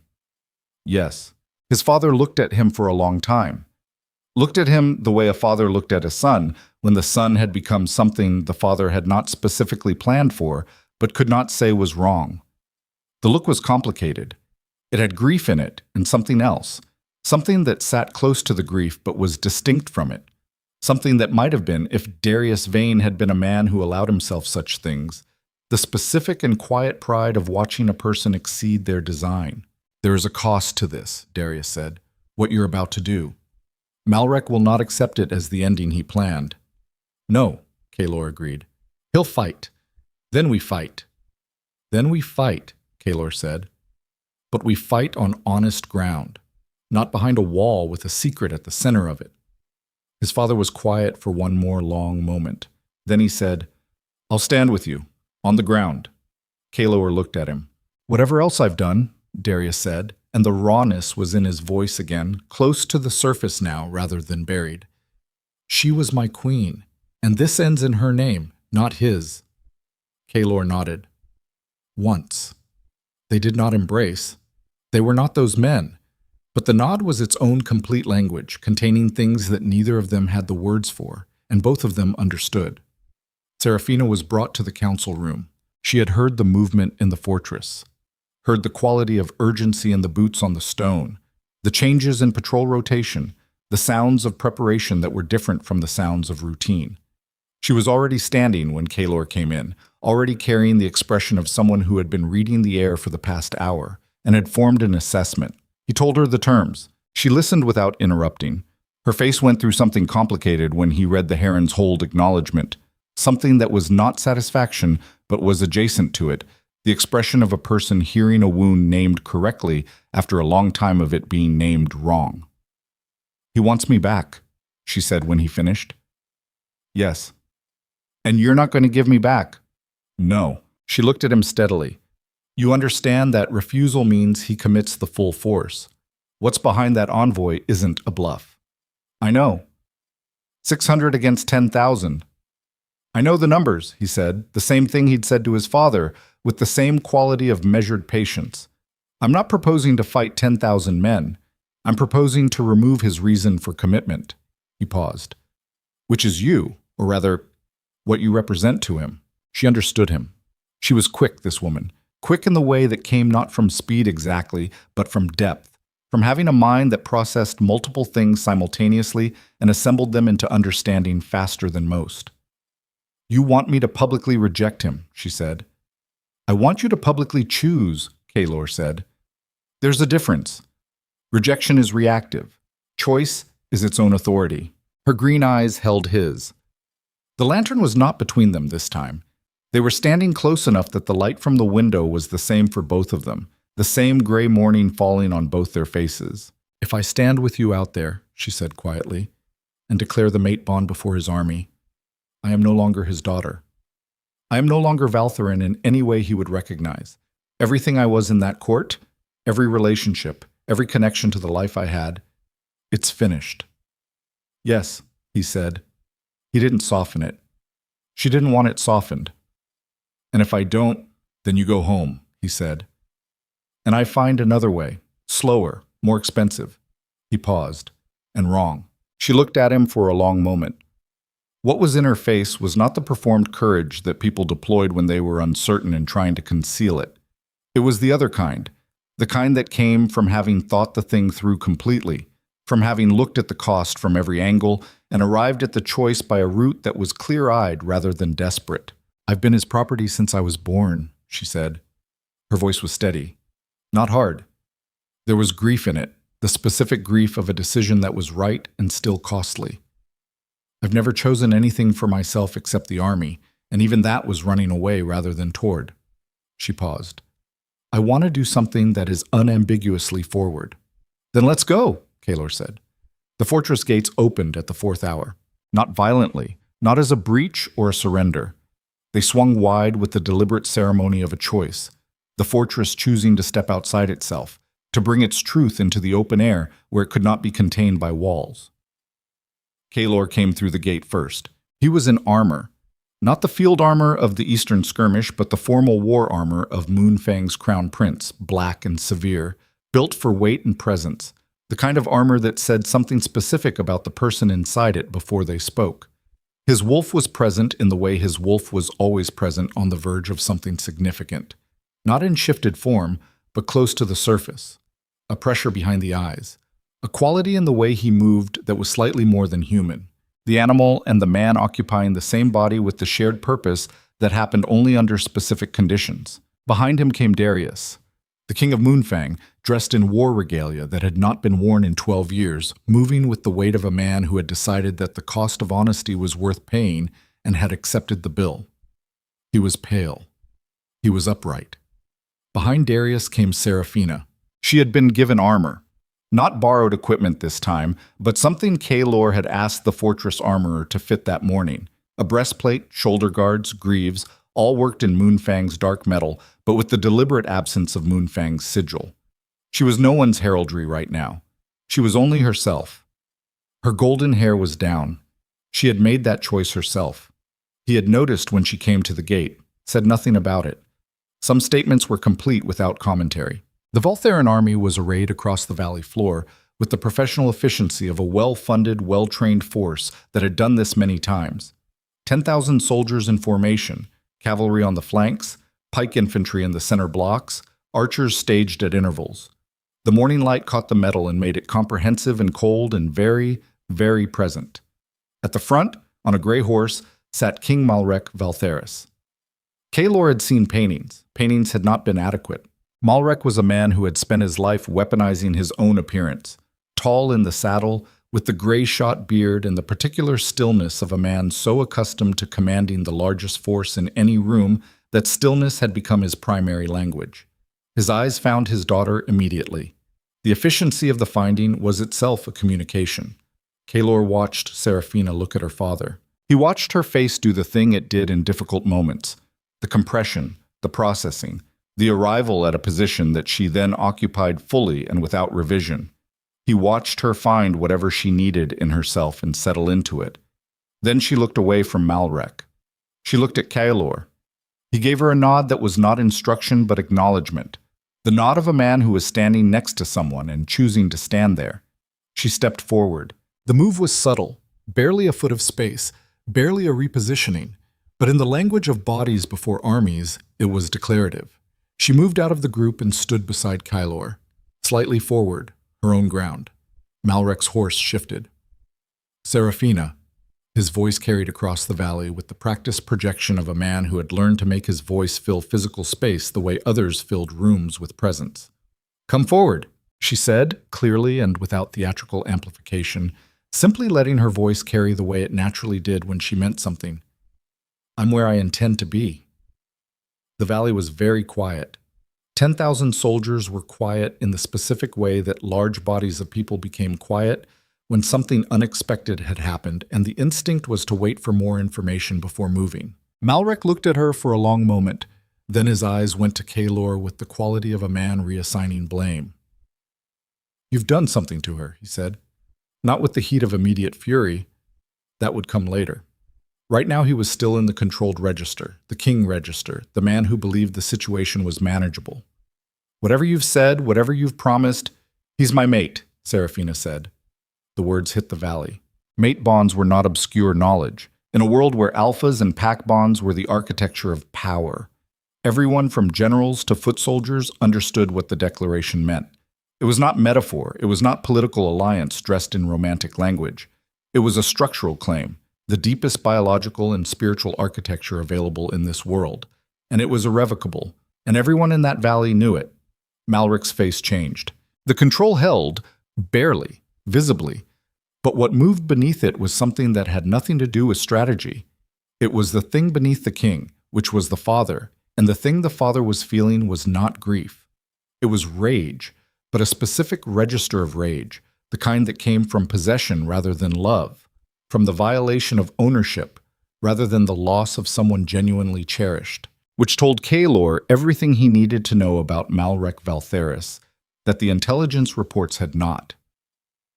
"You stand beside the family that destroyed ours," Malrek said to her. The voice had dropped. The projection was gone. He was speaking to his daughter now, specifically, and the change in register was itself a kind of violence. "After everything I gave you, after everything I built for you." "You built a cage," Seraphina said. Her voice was steady. "You built a marriage I didn't choose, and a war I was born into, and a future that belonged entirely to your strategy." She paused. "I'm grateful for the roof and the training. I'm not grateful for the rest." Something crossed Malrek's face that was harder to read than the rage. Something that might have been, very briefly, recognition. The recognition of a man hearing something true from someone he had never quite seen as a person capable of a true thing. Then it was gone. "Take her," Malrek said to his guard. The front line moved. What happened next happened fast. Kaelor shifted. The black wolf that emerged from the prince's armor was not the slow theatrical shift of performance. It was the instantaneous, violent transition of a man moving from one form to the other, the way water moved between states, complete and sudden. He placed himself between the advancing guards and Seraphina, and the wolf was large enough and close enough and immediately present enough that the front rank of guards stopped with the instinct of people who had walked into something that their animal brain processed before their trained brain could override it. Behind him he heard Darius's voice, his father's voice, stripped of every layer except the command function, the part that had been building armies for 30 years. "Hold the gate. Release the wolves on my signal, and not before." 600 wolves behind the fortress gate, waiting. Kaelor in shifted form between Seraphina and Malrek's guard, holding the line. And the king of Valthera on his gray horse, looking at the tableau, doing the calculation that commanders did when the situation had moved off the script. Not panicking, not retreating, but processing, counting, reassessing. Kaelor shifted back. He stood in the space between the armies and looked at Malrek directly. "I have something to say," he said. His voice was not loud. It didn't need to be. The valley's shape carried it, and the quality of his voice in this moment was the kind that people listened to not because of volume, but because it had the texture of something that had been decided and was now being executed. "To both armies. To both kings." Malrek said nothing. His horse held. 14 years ago, Kaelor said, the village of Heron's Hold was destroyed. The official account of Moonfang holds that it was a Valtheran raid. That account is false. He did not look at his father when he said this, though he felt the quality of the air change behind him. The destruction of Heron's Hold was sanctioned by Moonfang as part of a secret negotiation that my father and King Malrek both participated in. Both kingdoms share the guilt of that village. Both crowns carry it. He heard the movement in the Valtheran lines, the shift of bodies, the sound of people hearing something unexpected. "This war has been fought in my mother's name," Kaelor continued. "Queen Saria of Moonfang, who was murdered at a peace celebration 27 years ago. That murder was real. Her death was real. The grief of this kingdom is real." He paused. "It has also been used, by both sides, as cover for decisions that had less to do with justice than with the continuation of a conflict that served powerful men's interests." Malrek's expression was dangerous. "I am the crown prince of Moonfang," Kaelor said, "and I am telling both of these armies on this ground that the war they have been asked to fight is built on a foundation that neither of their kings has been honest about." He paused. "And I am telling you that it ends here, not because I am powerful enough to force it, because I am done pretending the foundation is solid." The valley held its silence. What happened then was not dramatic in the way that stories made things dramatic. It was slower and more human than that. It was the sound of 10,000 soldiers absorbing information that rearranged something in their understanding of why they were standing in this valley in the cold. It was the sound of Moonfang's 600 on the wall, processing what their prince had just declared in public about their king. It was the sound of a world deciding whether the new information changed what came next. Malrek broke the silence. "Impressive," he said. His voice was the controlled register again, the king register, but there was something underneath it now that was colder than the strategy. A prince who confesses his own kingdom's crimes to its enemies. Do you think that earns you something? Do you think that buys the loyalty of my army? I think it buys honesty, Kaelor said, which is worth more than loyalty in the long run. Long runs are for men who survive the short one. Malrek looked at him with the particular quality of a man who had decided. You have my daughter. You have made a public declaration that removes my ability to manage this diplomatically.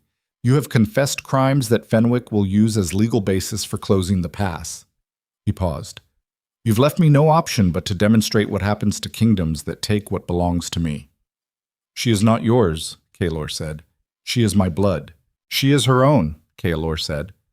The simplicity of the statement landed the way simple, true things landed when they were said plainly. She chose. That is the entire conversation. Malrek looked at his daughter. Seraphina held her father's gaze. There was pain in her face now. Not hidden, not managed into flatness. Real pain. The pain of a person who had loved a parent despite the reasons not to, who had spent a life looking for the version of the man that was worth the love, who was now standing in a valley watching that version fail to exist. Father, she said. Her voice was quiet, direct, the way she always was. I know who you are. I know what you did at Heron's Hold. I know what you've done to the people who trusted you, what you do with people you're supposed to protect. She paused. I also know you are capable of stopping this, right now, today, without another death. She paused again. I'm asking you to stop. The valley waited. Malrek looked at his daughter for a long moment with the expression of a man running the calculation. Not the political calculation or the military calculation, but the older one, the one that existed before he was a king, before the war, in whatever he had been when he was simply a person. Running it, finding something in it, and then setting it aside. Forward, he said to his general. The order was quiet, almost gentle, and 10,000 soldiers started to move. Kaelor turned to Vask behind him. Vask, who had followed him out and stood 6 feet back with the patient readiness of a man who had known this was where the morning was going. Signal, Kaelor said. Vask raised his arm. The fortress gate opened and Moonfang's 600 came through.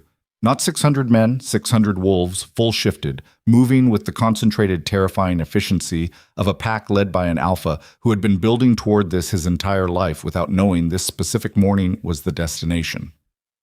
The ground shook with it. That is not metaphor. The ground actually moved under the feet of everyone standing in that valley.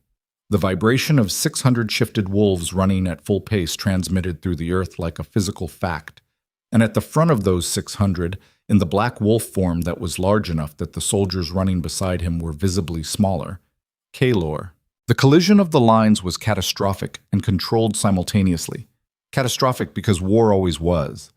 Because the body experienced the meeting of two forces as a rupture of everything that had been ordered, controlled because 600 wolves with a clear objective and a clear alpha moved with a coordination that raw numbers did not. The Valtherin front rank buckled, not broke, buckled, which was different, which meant they held but were pressed back, which meant the cavalry on the flanks had to redirect, which meant the clean siege formation that Malrek's general had arranged over the past 4 hours was disrupted at its center before it could fully close. Kaelor moved through the front rank like a current moved through water, not stopping at any single point, but applying continuous pressure, constant forward motion, driving directly toward the center of the formation where Malrek's personal guard had closed around their king the moment the signal went up. He was looking for Malrek. Not to kill him, he had not come out here to make a martyr. He had come to remove the ability to continue. Around him the battle had the quality of all real battles, which was nothing like the quality of battles described after the fact. It was noise first, a physical wall of it, the clash of metal, and the sounds of effort and pain and urgency. A sound that entered the body rather than the ears. It was smell, blood and sweat and the particular scent of adrenaline in large quantities, the animal registering danger at every peripheral point simultaneously. It was confusion at the edges and terrible clarity at the center being wherever your next step was. He took a blade on his left shoulder, not deep, deflected by the armor, but the impact was sufficient to stagger him half a step, and the half step mattered, and he registered it and corrected and kept moving. A Valtheran soldier, larger than most, put himself in Kaelor's path with the specific intention of not moving. He was good. He had a reach advantage in human form and used it intelligently. Kaelor shifted, partial shift, claws instead of hands, which was the particularly unpleasant capability that highly dominant alphas had, and which was not fair and was not meant to be. Took the man's sword arm in a grip that incapacitated it without removing it, turned him, set him down. Not dead. Out. He kept moving. Behind him somewhere he could hear his father, Darius Veyne's voice, the command voice rolling over the chaos with the authority of 30 years of making men move under pressure. He was directing the left flank, redirecting Moonfang's infantry to close the gap that the cavalry's redirect had opened. He was fighting. His father, who had spent 27 years managing a war from command positions, was in the field. Kaelor registered this without being able to stop and think about what it meant. Filed it. The personal guard around Malric was 12 men, and they were excellent, chosen for excellence, trained for this specific function, and they had formed a moving circle around their king that was professional and tight and very difficult to breach without committing the kind of force that would finish the man inside it rather than contain him.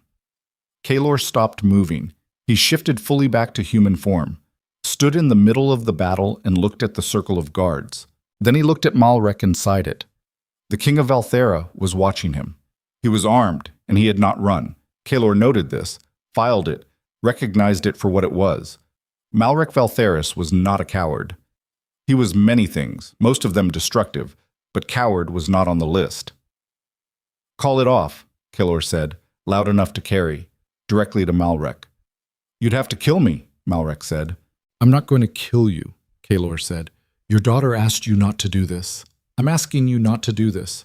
Your army is not going to break through 600 shifted wolves in a valley with one entrance, and you know it, and every soldier on this field knows it, and the only people who die today are people who didn't need to." He paused. His shoulder was bleeding under the armor, slow, manageable, present. "Your daughter is going to be a queen. She is going to be the best thing you ever produced, not because of what you taught her, but in spite of it. You can be the man who fought that, or the man who let it happen." Malric looked at him. The battle continued around them, continued and then, perceptibly, began to slow. The way battles slowed when the soldiers in them started processing that the objective was unclear, that the ground had shifted, that the thing they were doing was no longer the thing the morning had promised it would be. Soldiers on both sides were watching the two men at the center. This was the nature of armies. They were made of people, and people watched when their leaders stood facing each other in the middle of the thing and spoke. And what they said in those moments had a weight that no tactical position could replicate.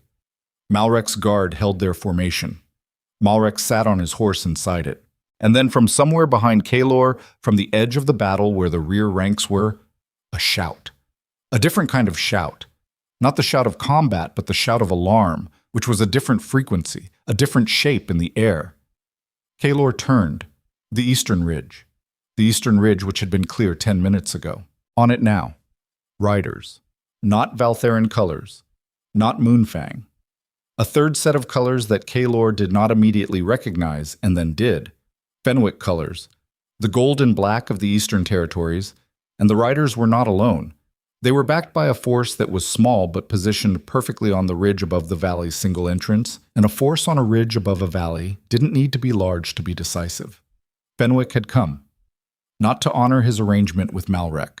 The riders were carrying, unfurled, the symbol of a circuit closed, the formal signal used in Eastern Territories law that meant a contract had been voided and the contracting party notified. Fenwick had come to close the pass. Not in Malric's favor. He had come to close it on both sides. The valley had one entrance. Fenwick's riders now held the ridge above it, and in the sudden terrible clarity of the tactical picture, 600 wolves at the valley floor, 10,000 Valtheran soldiers between them and the entrance, Fenwick's force on the ridge, making the entrance untenable for either side to use without consequence. Kaelor understood that the morning had just become something that none of the men who planned it had planned. Malrek's horse turned.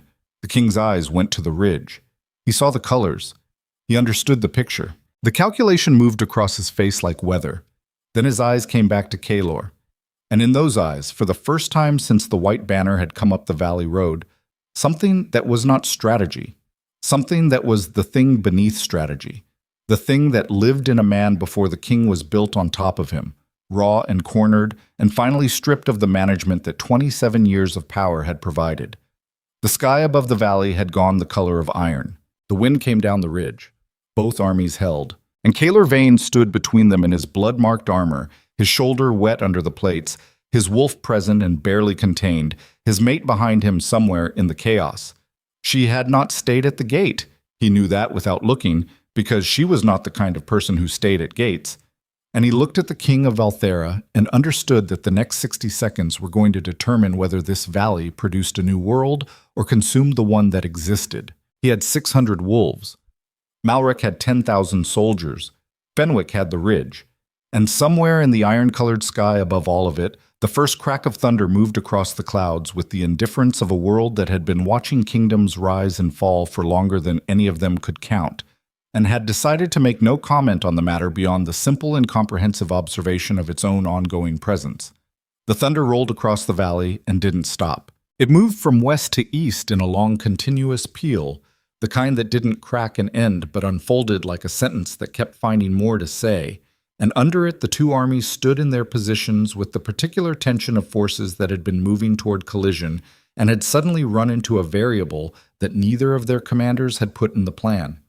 Fenwick's riders held the ridge. The gold and black colors were unmistakable in the iron light, and their positioning was the kind of positioning that only happened when someone had been watching the valley for hours and had chosen their moment with care. Not a large force, perhaps 200 riders, but 200 riders on a ridge above the single entrance to a valley containing 16,000 soldiers changed the mathematics of everything happening below them in ways that raw numbers didn't capture. They were not a hammer, they were a door, and they had just announced that they were closing it. Kaelor stood at the center of the ground between the armies and made himself think clearly. The shoulder was bleeding. He was aware of it the way he was aware of all physical damage during high-function moments, as information, not sensation, something to route around rather than attend to. His wolf was present and loud and pressing against the inside of his chest with the animal's particular genius for understanding threat geometry. And what his wolf was telling him was that the situation had just become something different than a battle. It had become a conversation. He turned from Malrek and looked up at the ridge. The lead rider on the ridge was a heavy man on a dark horse, and even at distance there was something in his posture that communicated the specific authority of someone who had been wronged for a very long time and had finally arrived at the moment they'd been patient enough to reach. Lord Fenwick. He was not riding down. He was waiting. Waiting for what exactly was the question that the next 60 seconds would answer. Kaelor looked back at Malrek. The king of Valthera was watching the ridge with an expression that had settled into something stripped of its performance layers. Whatever Malrek was on a throne, in a court, at the head of a diplomatic table, all of that was gone. What was left was a man in a valley who had just watched his leverage evaporate, who had 10,000 soldiers who could not move without running into a problem on the ridge or a problem on the ground, and who was processing that the morning had not gone the way mornings were supposed to go when you came with 10,000 soldiers. Power, in its most fundamental form, is the ability to make other people's decisions for them. It does not require violence. It requires the credible threat of violence, which is a different and in some ways more pervasive form of control. But the credible threat requires an audience that believes the threat can be delivered. When the delivery becomes complicated, when the variables multiply beyond the controller's management capacity, the power doesn't vanish, but it becomes visible for what it is: conditional, dependent. A story that requires everyone to keep telling it in order for it to stay true. Malrek's story had just become visible. Lord Fenwick came to close the pass, Kaelor said to Malrek. Not loudly. Directly. The distance between them was 30 feet, and the battle had gone still enough that 30 feet was a conversational space. Not for you. The riders are carrying the void contract signal. He's closing the negotiation. Malrek said nothing. Which means you no longer have the pass as leverage, Kaelor said. Which means your objective this morning was the pass and my fortress and my garrison and my head. And you have none of those things, and your army cannot move in any direction without consequence. He paused. Let the arithmetic sit for a moment. Call it off. You don't issue orders to me, Malrek said. No, Kaelor agreed. I'm asking the same thing your daughter asked 20 minutes ago.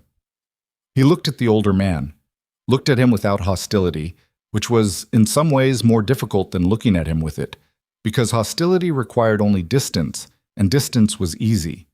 This required something else. You've been at war for 27 years. You've spent 2 of your kingdom's resources on a conflict that both of you built and maintained and used for purposes that had nothing to do with justice. Your daughter is standing in this valley asking you to let it end. I'm asking the same. He paused. Not from weakness, from the understanding that this particular morning does not have a version that benefits you. The silence stretched. Somewhere up on the ridge, one of Fenwick's horses shifted, and the sound of the hoof on stone carried down into the valley with extraordinary clarity. Then Malrek Valtheris did something that Kaelor would think about for the rest of his life. Not the grand gesture, not the dramatic reversal, but the small specific thing that happened first. His hands, which had been holding his horse's reins with the tight control of a man managing everything he could manage, loosened, not dropped, loosened. The grip went from white-knuckled restraint to something that was simply holding. It was a small movement. It was the most honest thing Kaelor had seen the man do. "Stand down," Malrek said to his general. The general, a hard-faced woman named Sorrow Pike, whose reputation Kaelor had been briefed on, who had spent 20 years being excellent at war, looked at her king for one moment with the specific expression of a soldier who had just been given an order that her entire professional framework resisted and was choosing to execute it anyway because the chain of command was the chain of command. "Stand down," she repeated to the ranks. The order moved through 10,000 soldiers the way orders moved, imperfectly, in waves, with some pockets taking longer than others, with some individuals requiring the order to reach them twice. But it moved. And as it moved, the tension in the valley changed quality, the way air changed quality when a storm broke. Not calm, not resolved, but different. The particular quality of a sustained terrible thing coming down from its peak. Moonfang's wolves held their positions. Kaelor raised his hand. The signal for hold and maintain. Vask's voice, from somewhere behind him, carrying the order through Moonfang's lines with the crisp efficiency of a man who had been waiting for a signal to act on and was deeply relieved to finally have one. The valley went quiet. Not peaceful. That would come later, if it came at all. But quiet. The specific quiet of 2 armies that had been pressing toward each other and had stopped, standing in their own sweat in the cold air coming down off the ridge, breathing. Seraphina came through the line.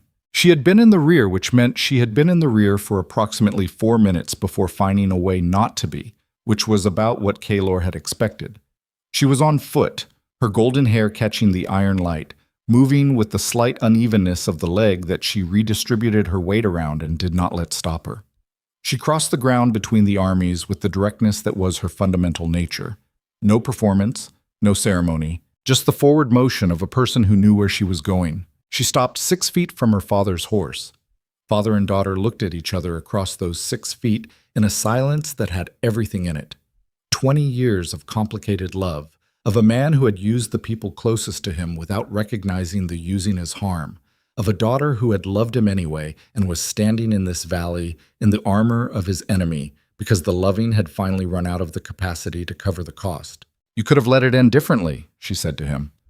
Malrek looked at her from the height of the horse, and for a moment the horse and the armor and the decades of constructed authority fell away, and what was visible was simply an old man looking at his daughter, and understanding, perhaps for the first time with full clarity, that she had looked at him completely and chosen elsewhere.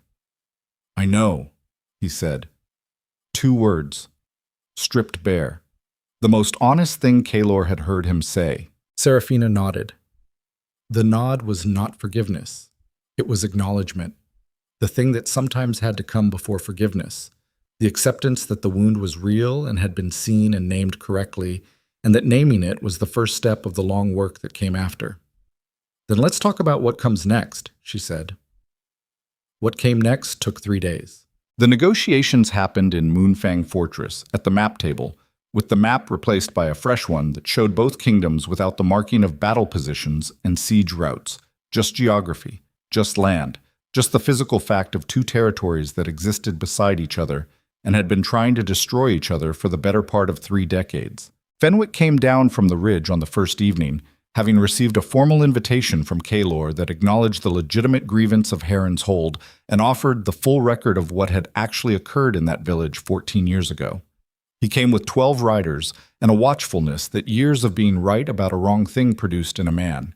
The watchfulness of someone who had been waiting to be believed and was not yet certain that belief had arrived. Darius met him in the outer courtyard. Kaelor watched this from the wall, not intervening, because some things required the principals and not the intermediaries.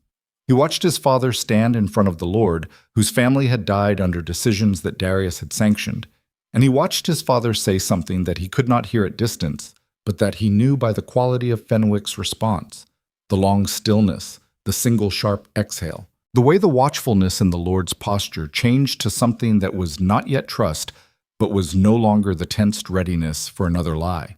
The public record was opening. This was what happened when the lie that held a conflict together was removed. Not immediate peace, because peace was never immediate, but the emergence of the actual shape of things, which was more complicated and more workable than the simplified story that had been used to justify the fighting. When you could see the real shape, you could make real decisions about it.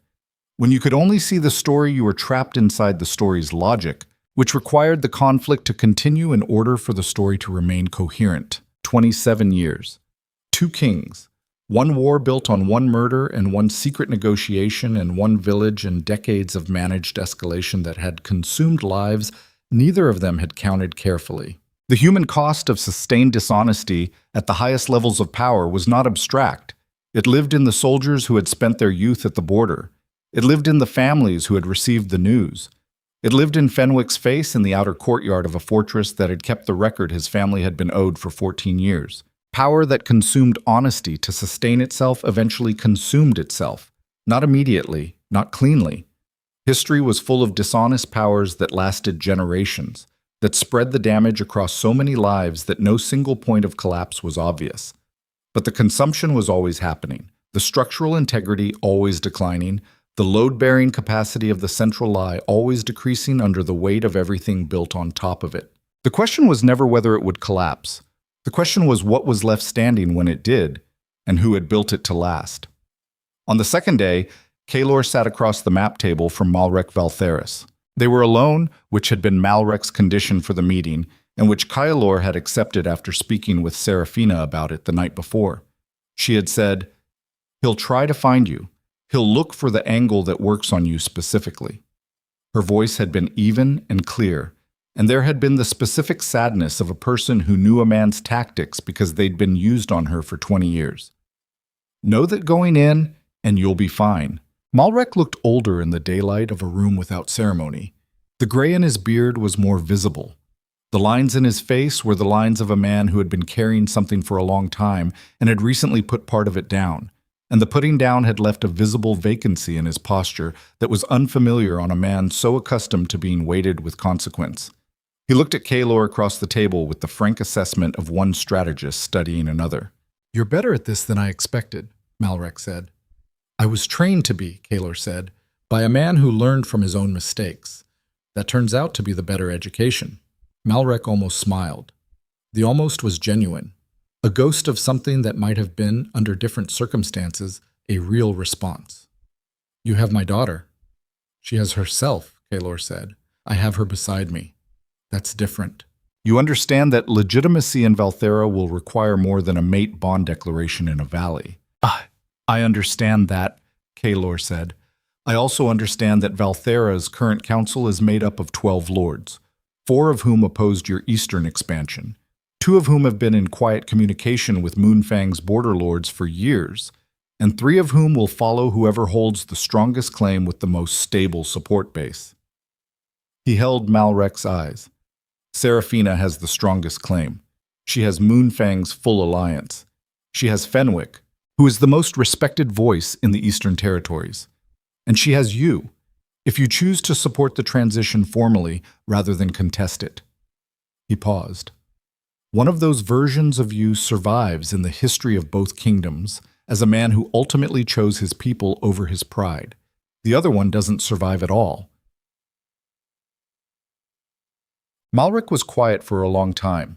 The map between them showed both kingdoms in their full geography. Trade routes that had been closed for decades, visible as the dotted lines of what had been. Towns along the border that existed on both maps, overlapping, claimed by both. The physical result of a conflict that had never agreed on where one territory ended and the other began. She was supposed to secure the eastern supply route, Malrek said. Not with the authority of a king making a point, but with the quality of a man who was hearing himself say something out loud for the first time and finding it smaller than he'd thought it was. That was the marriage. That was the plan. I know, Kaelor said. She hated it. Yes. Malrek looked at the map. I knew she hated it, he said. The flatness in his voice was not the controlled flatness of a man managing his presentation. It was the flatness of genuine admission. I told myself she'd understand later, that she'd see why it was necessary. He paused. She understood earlier than I did. Kaelor said nothing. Let the silence hold what the silence needed to hold. She's always been like that, Malrek said. Something moved in his face. Old, specific, the face of a father remembering a child rather than a king assessing an asset. It was brief, but it was there. Understood things early. Faster than her tutors, faster than me sometimes. He stopped, pressed his mouth shut for a moment. Her mother was the same way. The mention of Seraphina's mother was the first time in 3 days of conversation across two kingdoms that a woman other than Saria had been named in this context, and the naming of her carried a weight that told Kaelor something. That Malrek's marriage had not been a simple story either, that the man across the table was not a simple story, that the simplest human truth was that there were no simple stories, only the stories that power required for its maintenance and the complicated reality that lived underneath them. Support the transition, Kaelor said, publicly, formally. Tell Valthera's council that you are endorsing Seraphina's rule and the alliance with Moonfang. Do it before your hardliners can organize a counter-narrative. He paused. In return, you keep your title. You keep your lands. You live out your years as a recognized former king in a kingdom at peace. He paused again. And you get to be the father who did one right thing by his daughter before the end. Malrek looked at him for a long time. Then he looked at the map.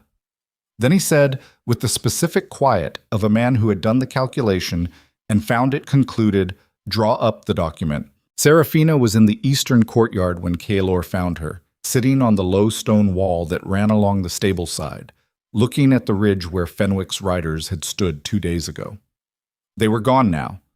Fenwick himself was in the negotiation rooms with Darius, working through the formal voiding of the Heron's Hold cover narrative and the legal framework for reparation to the village's surviving families. She was looking at the empty ridge. He sat beside her on the wall. The shoulder was bandaged properly now.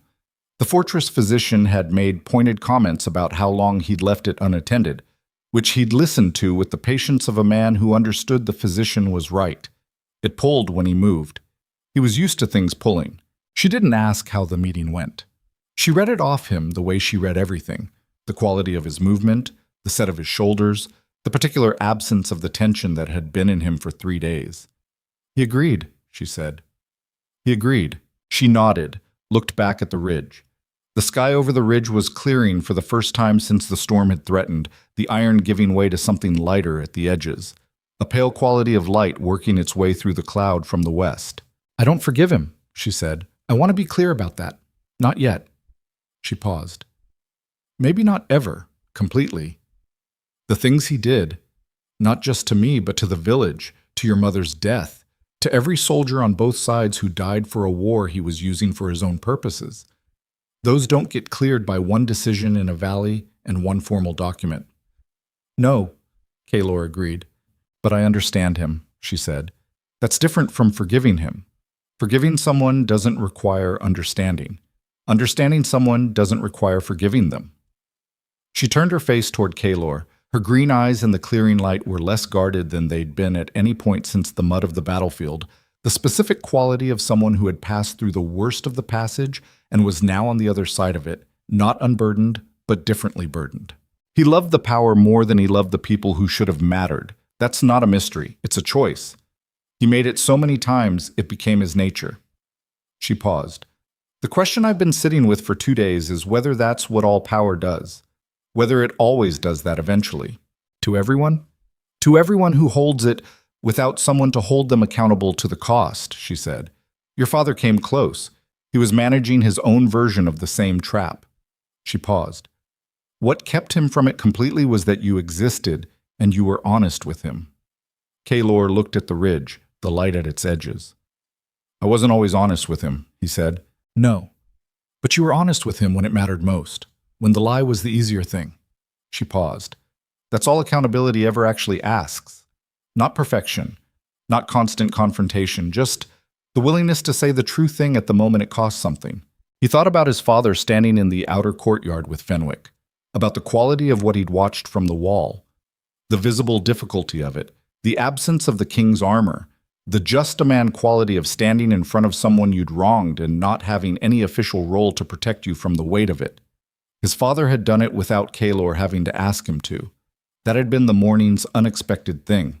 He came to find me last night, Kaelor said. After the Fenwick meeting. He paused. He didn't say much. He sat at the map table for a while and I sat at the other end and neither of us talked. And then he said, Your mother would have liked her. And then he left. Seraphina was quiet for a moment. That's a lot, she said. It is, he agreed. It was in fact everything. It was the particular kind of everything that did not make itself obvious immediately, but that accumulated over time, that became one of the moments a life was built around in retrospect. Not the dramatic confrontations, not the battles, but the quiet sitting at the end of a long day, and the one sentence that carried everything the man had never been able to say in 24 years of trying to raise a son while grief was also happening. The sun came through the clouds at the ridge's edge, pale and honest. Not warm exactly, not the generous warmth of a settled season, but present. The light doing the thing light did when it returned after being gone, which was simply exist, without drama, without apology, the uncomplicated fact of it. Seraphina watched the light for a moment. Then she turned to him. I want to tell you something, she said. And I want to say it here before everything becomes official and formal. And there are documents and councils and ceremonies around all of it. She held his eyes with the direct quality that was her most fundamental characteristic. The woman who did not look away from things, who inhabited the truth of the moment she was in without hedging it. I was terrified when I felt the bond. In the mud, when you pulled the helmet off. She paused. Not of you specifically. Of what it meant for every plan I had, every exit I'd been building toward. A mate bond with the enemy's heir was the most catastrophically inconvenient thing I could have imagined. I know, he said, but I was also... She stopped, looked for the word with the care of a person for whom precision mattered. Not relieved exactly, recognized. I felt recognized. She paused. Like being seen clearly by something that didn't have an agenda about what it saw. That's rarer than it sounds, growing up in the place I grew up in. Kaelor looked at her face. The scar above her temple had healed to a thin line. Her golden hair was catching the new light from the ridge. She was tired in the way that people were tired after surviving something significant. Not depleted, but settled. The tiredness of a person who had made it through and was now sitting in the after. I didn't know what the bond was when it hit, he said. I told you that. What I didn't tell you is what it felt like from my side. He paused, finding his own precision. He was not a man who spoke easily about interior things, had never been that man, had been trained out of it long before he was old enough to understand what was being trained away. I've spent 24 years knowing exactly what I was for. Exactly. The mission was clear. The purpose was clear. Every decision ran through the same filter. Does this serve the end goal? And the end goal never changed. He looked at his hands, the broken knuckles. the cold that lived in them.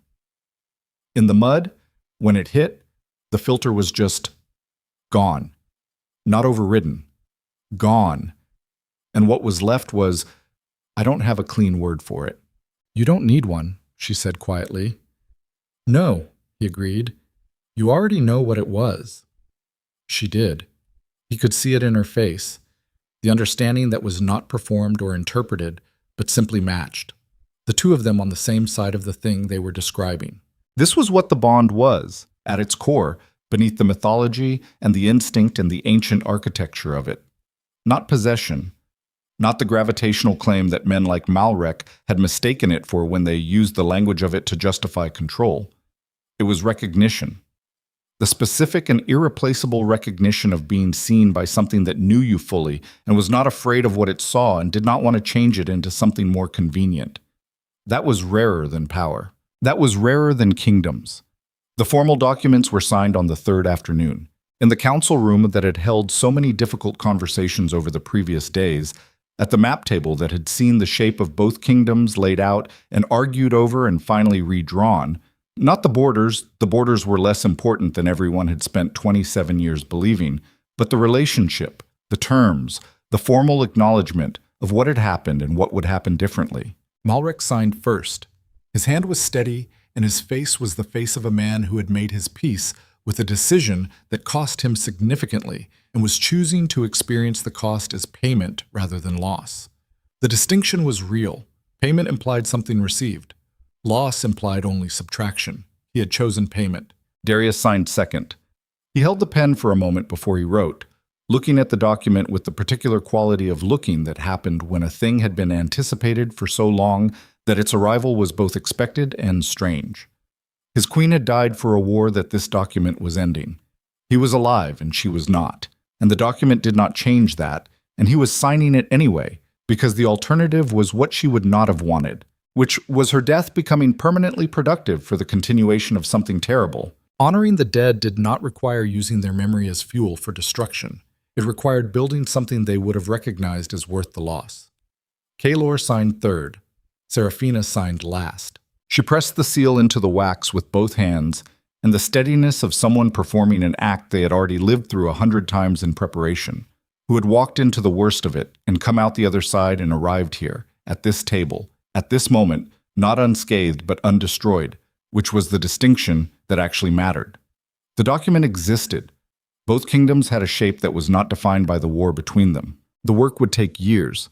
Fenwick's reparations process, the border councils, the trade routes reopening, slowly, carefully, with the suspicion of communities that had been at war longer than anyone in them could personally remember, learning what it meant to share a road with people they'd been told their whole lives to fear.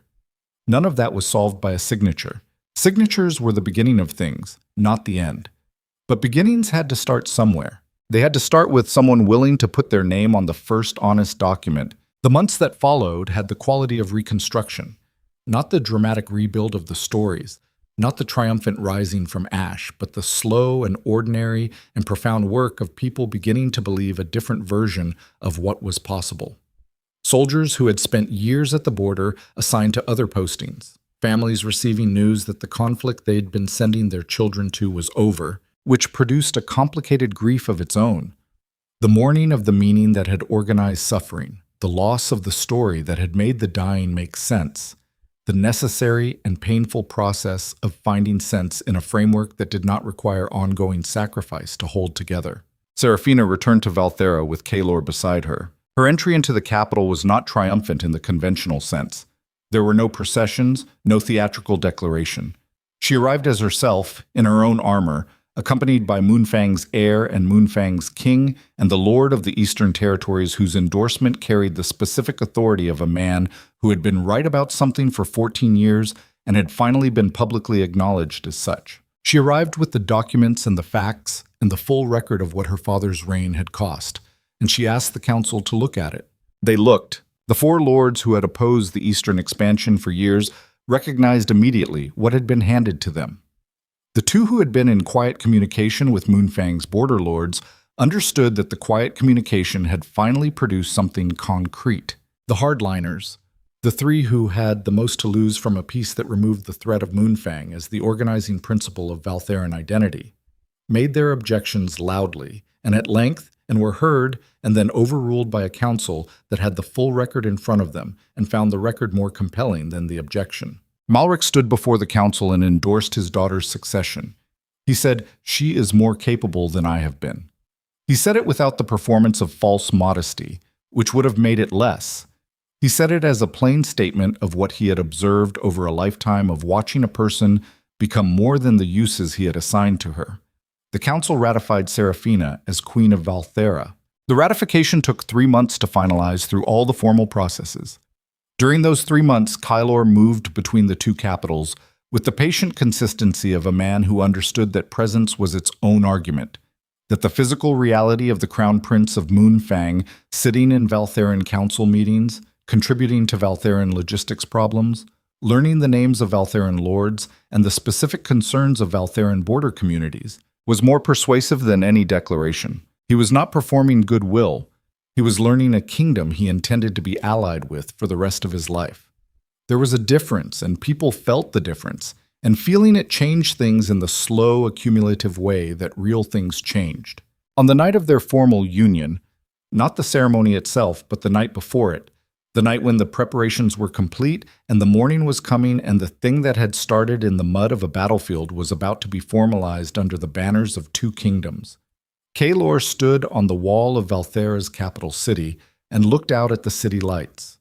He was alone, or he was alone for approximately 4 minutes before he heard her footsteps on the wall's stone, and Seraphina came and stood beside him in the quiet, and they looked at the city lights together without speaking for a while, in the way they had learned to share silence, which was the particular skill of two people who had spent their first days in adversarial conversation and had, somewhere across the map table, and the late evenings, and the valley, and the documents, and the months, arrived at a silence that was the opposite of adversarial. "Are you ready?" she asked. "Yes," he said, no hesitation. "Are you ready for what it actually means? Not the ceremony. The work." He turned to look at her face in the city light. The thin scar at her temple, the green eyes that had opened in the mud and changed the direction of everything, the quality of her that he had recognized in the first moment and had spent every moment since learning in greater detail, the directness, the precision, the willingness to inhabit difficulty without flinching, the specific and hard-won capacity to love carefully rather than easily, which was the most durable kind. "I was built to be a weapon," he said. "That's what I was. That was the full description." He paused. "I'm choosing to be something that takes more work and lasts longer." She looked at him. "What's that?" she asked. "A king who knows what his kingdom cost," he said. "One who doesn't forget it, who lets it inform every decision instead of burying it in the structure of the next campaign." He paused. "A man who stands next to someone he actually sees." Another pause. "That's harder than the other thing. It requires more from you every day because the other thing runs on a kind of automation. The mission, the purpose, the clear enemy. This requires actual judgment, actual presence." He looked back at the city. "I think that's the point." Seraphina was quiet for a moment. Then, "I spent 20 years looking for a version of my father that was capable of that," she said. "The kind of ruler who let the cost inform them rather than harden them." She paused. "I stopped looking for it in him. I found it somewhere else." The city lights held their shapes below them. The night was cold and clear. Whatever storm had threatened the valley had moved on, as storms did, leaving the air with the particular quality that came after, washed clean, precise, every edge slightly more visible than it had been before. This was the truth that the story of Kaelor and Seraphina finally arrived at, not in the valley, and not in the council room, and not in the formal documents, but here, on a wall, in the quiet before the morning that would formalize what was already true. That the greatest act of power was not the seizing of it, but the choosing of what to do with it once you understood the cost. That strength built from honest ground held longer than strength built from managed lies. That the people who shaped history were not always the ones with the largest armies or the longest reigns, but the ones willing to look at the full record, including the parts that implicated them, and make decisions from that clarity rather than from the comfortable story. Kaelor Veyne had been built to be an ending. He had chosen to be a beginning instead. That choice was not made in a single dramatic moment. It was made across many moments. In the mud when he carried her through the dark instead of leaving her. At the table in the cell when he chose to listen. In the corridor when he positioned his body between his father and a woman who had not yet earned his trust but who he recognized. In the council room when he said the true thing at the moment it cost something. In the valley when he opened the gate and walked out with nothing but the truth and 600 wolves and the understanding that some kinds of winning required you to stop fighting. None of those moments was certain when he was making them. That was the nature of real choices. They were made in uncertainty, from incomplete information, with the full knowledge that the choice might be wrong and the decision to make it anyway based on what you could see most clearly when you looked without the distortion of the story you'd been living inside. He had looked. He had chosen. And here, on this wall, in this light, with this woman beside him, a woman who had chosen with the same quality of clear-eyed courage, who had stood in a valley and said, "I'm where I intend to be," and had meant it in ways that went deeper than the moment. The choosing had arrived at something that felt, without drama, without ceremony, without the need for banners or declarations, simply like the right place to be. The city went about its ordinary night below them. Two kingdoms breathed in the cold air. The wall held them both. And in the morning, the work continued.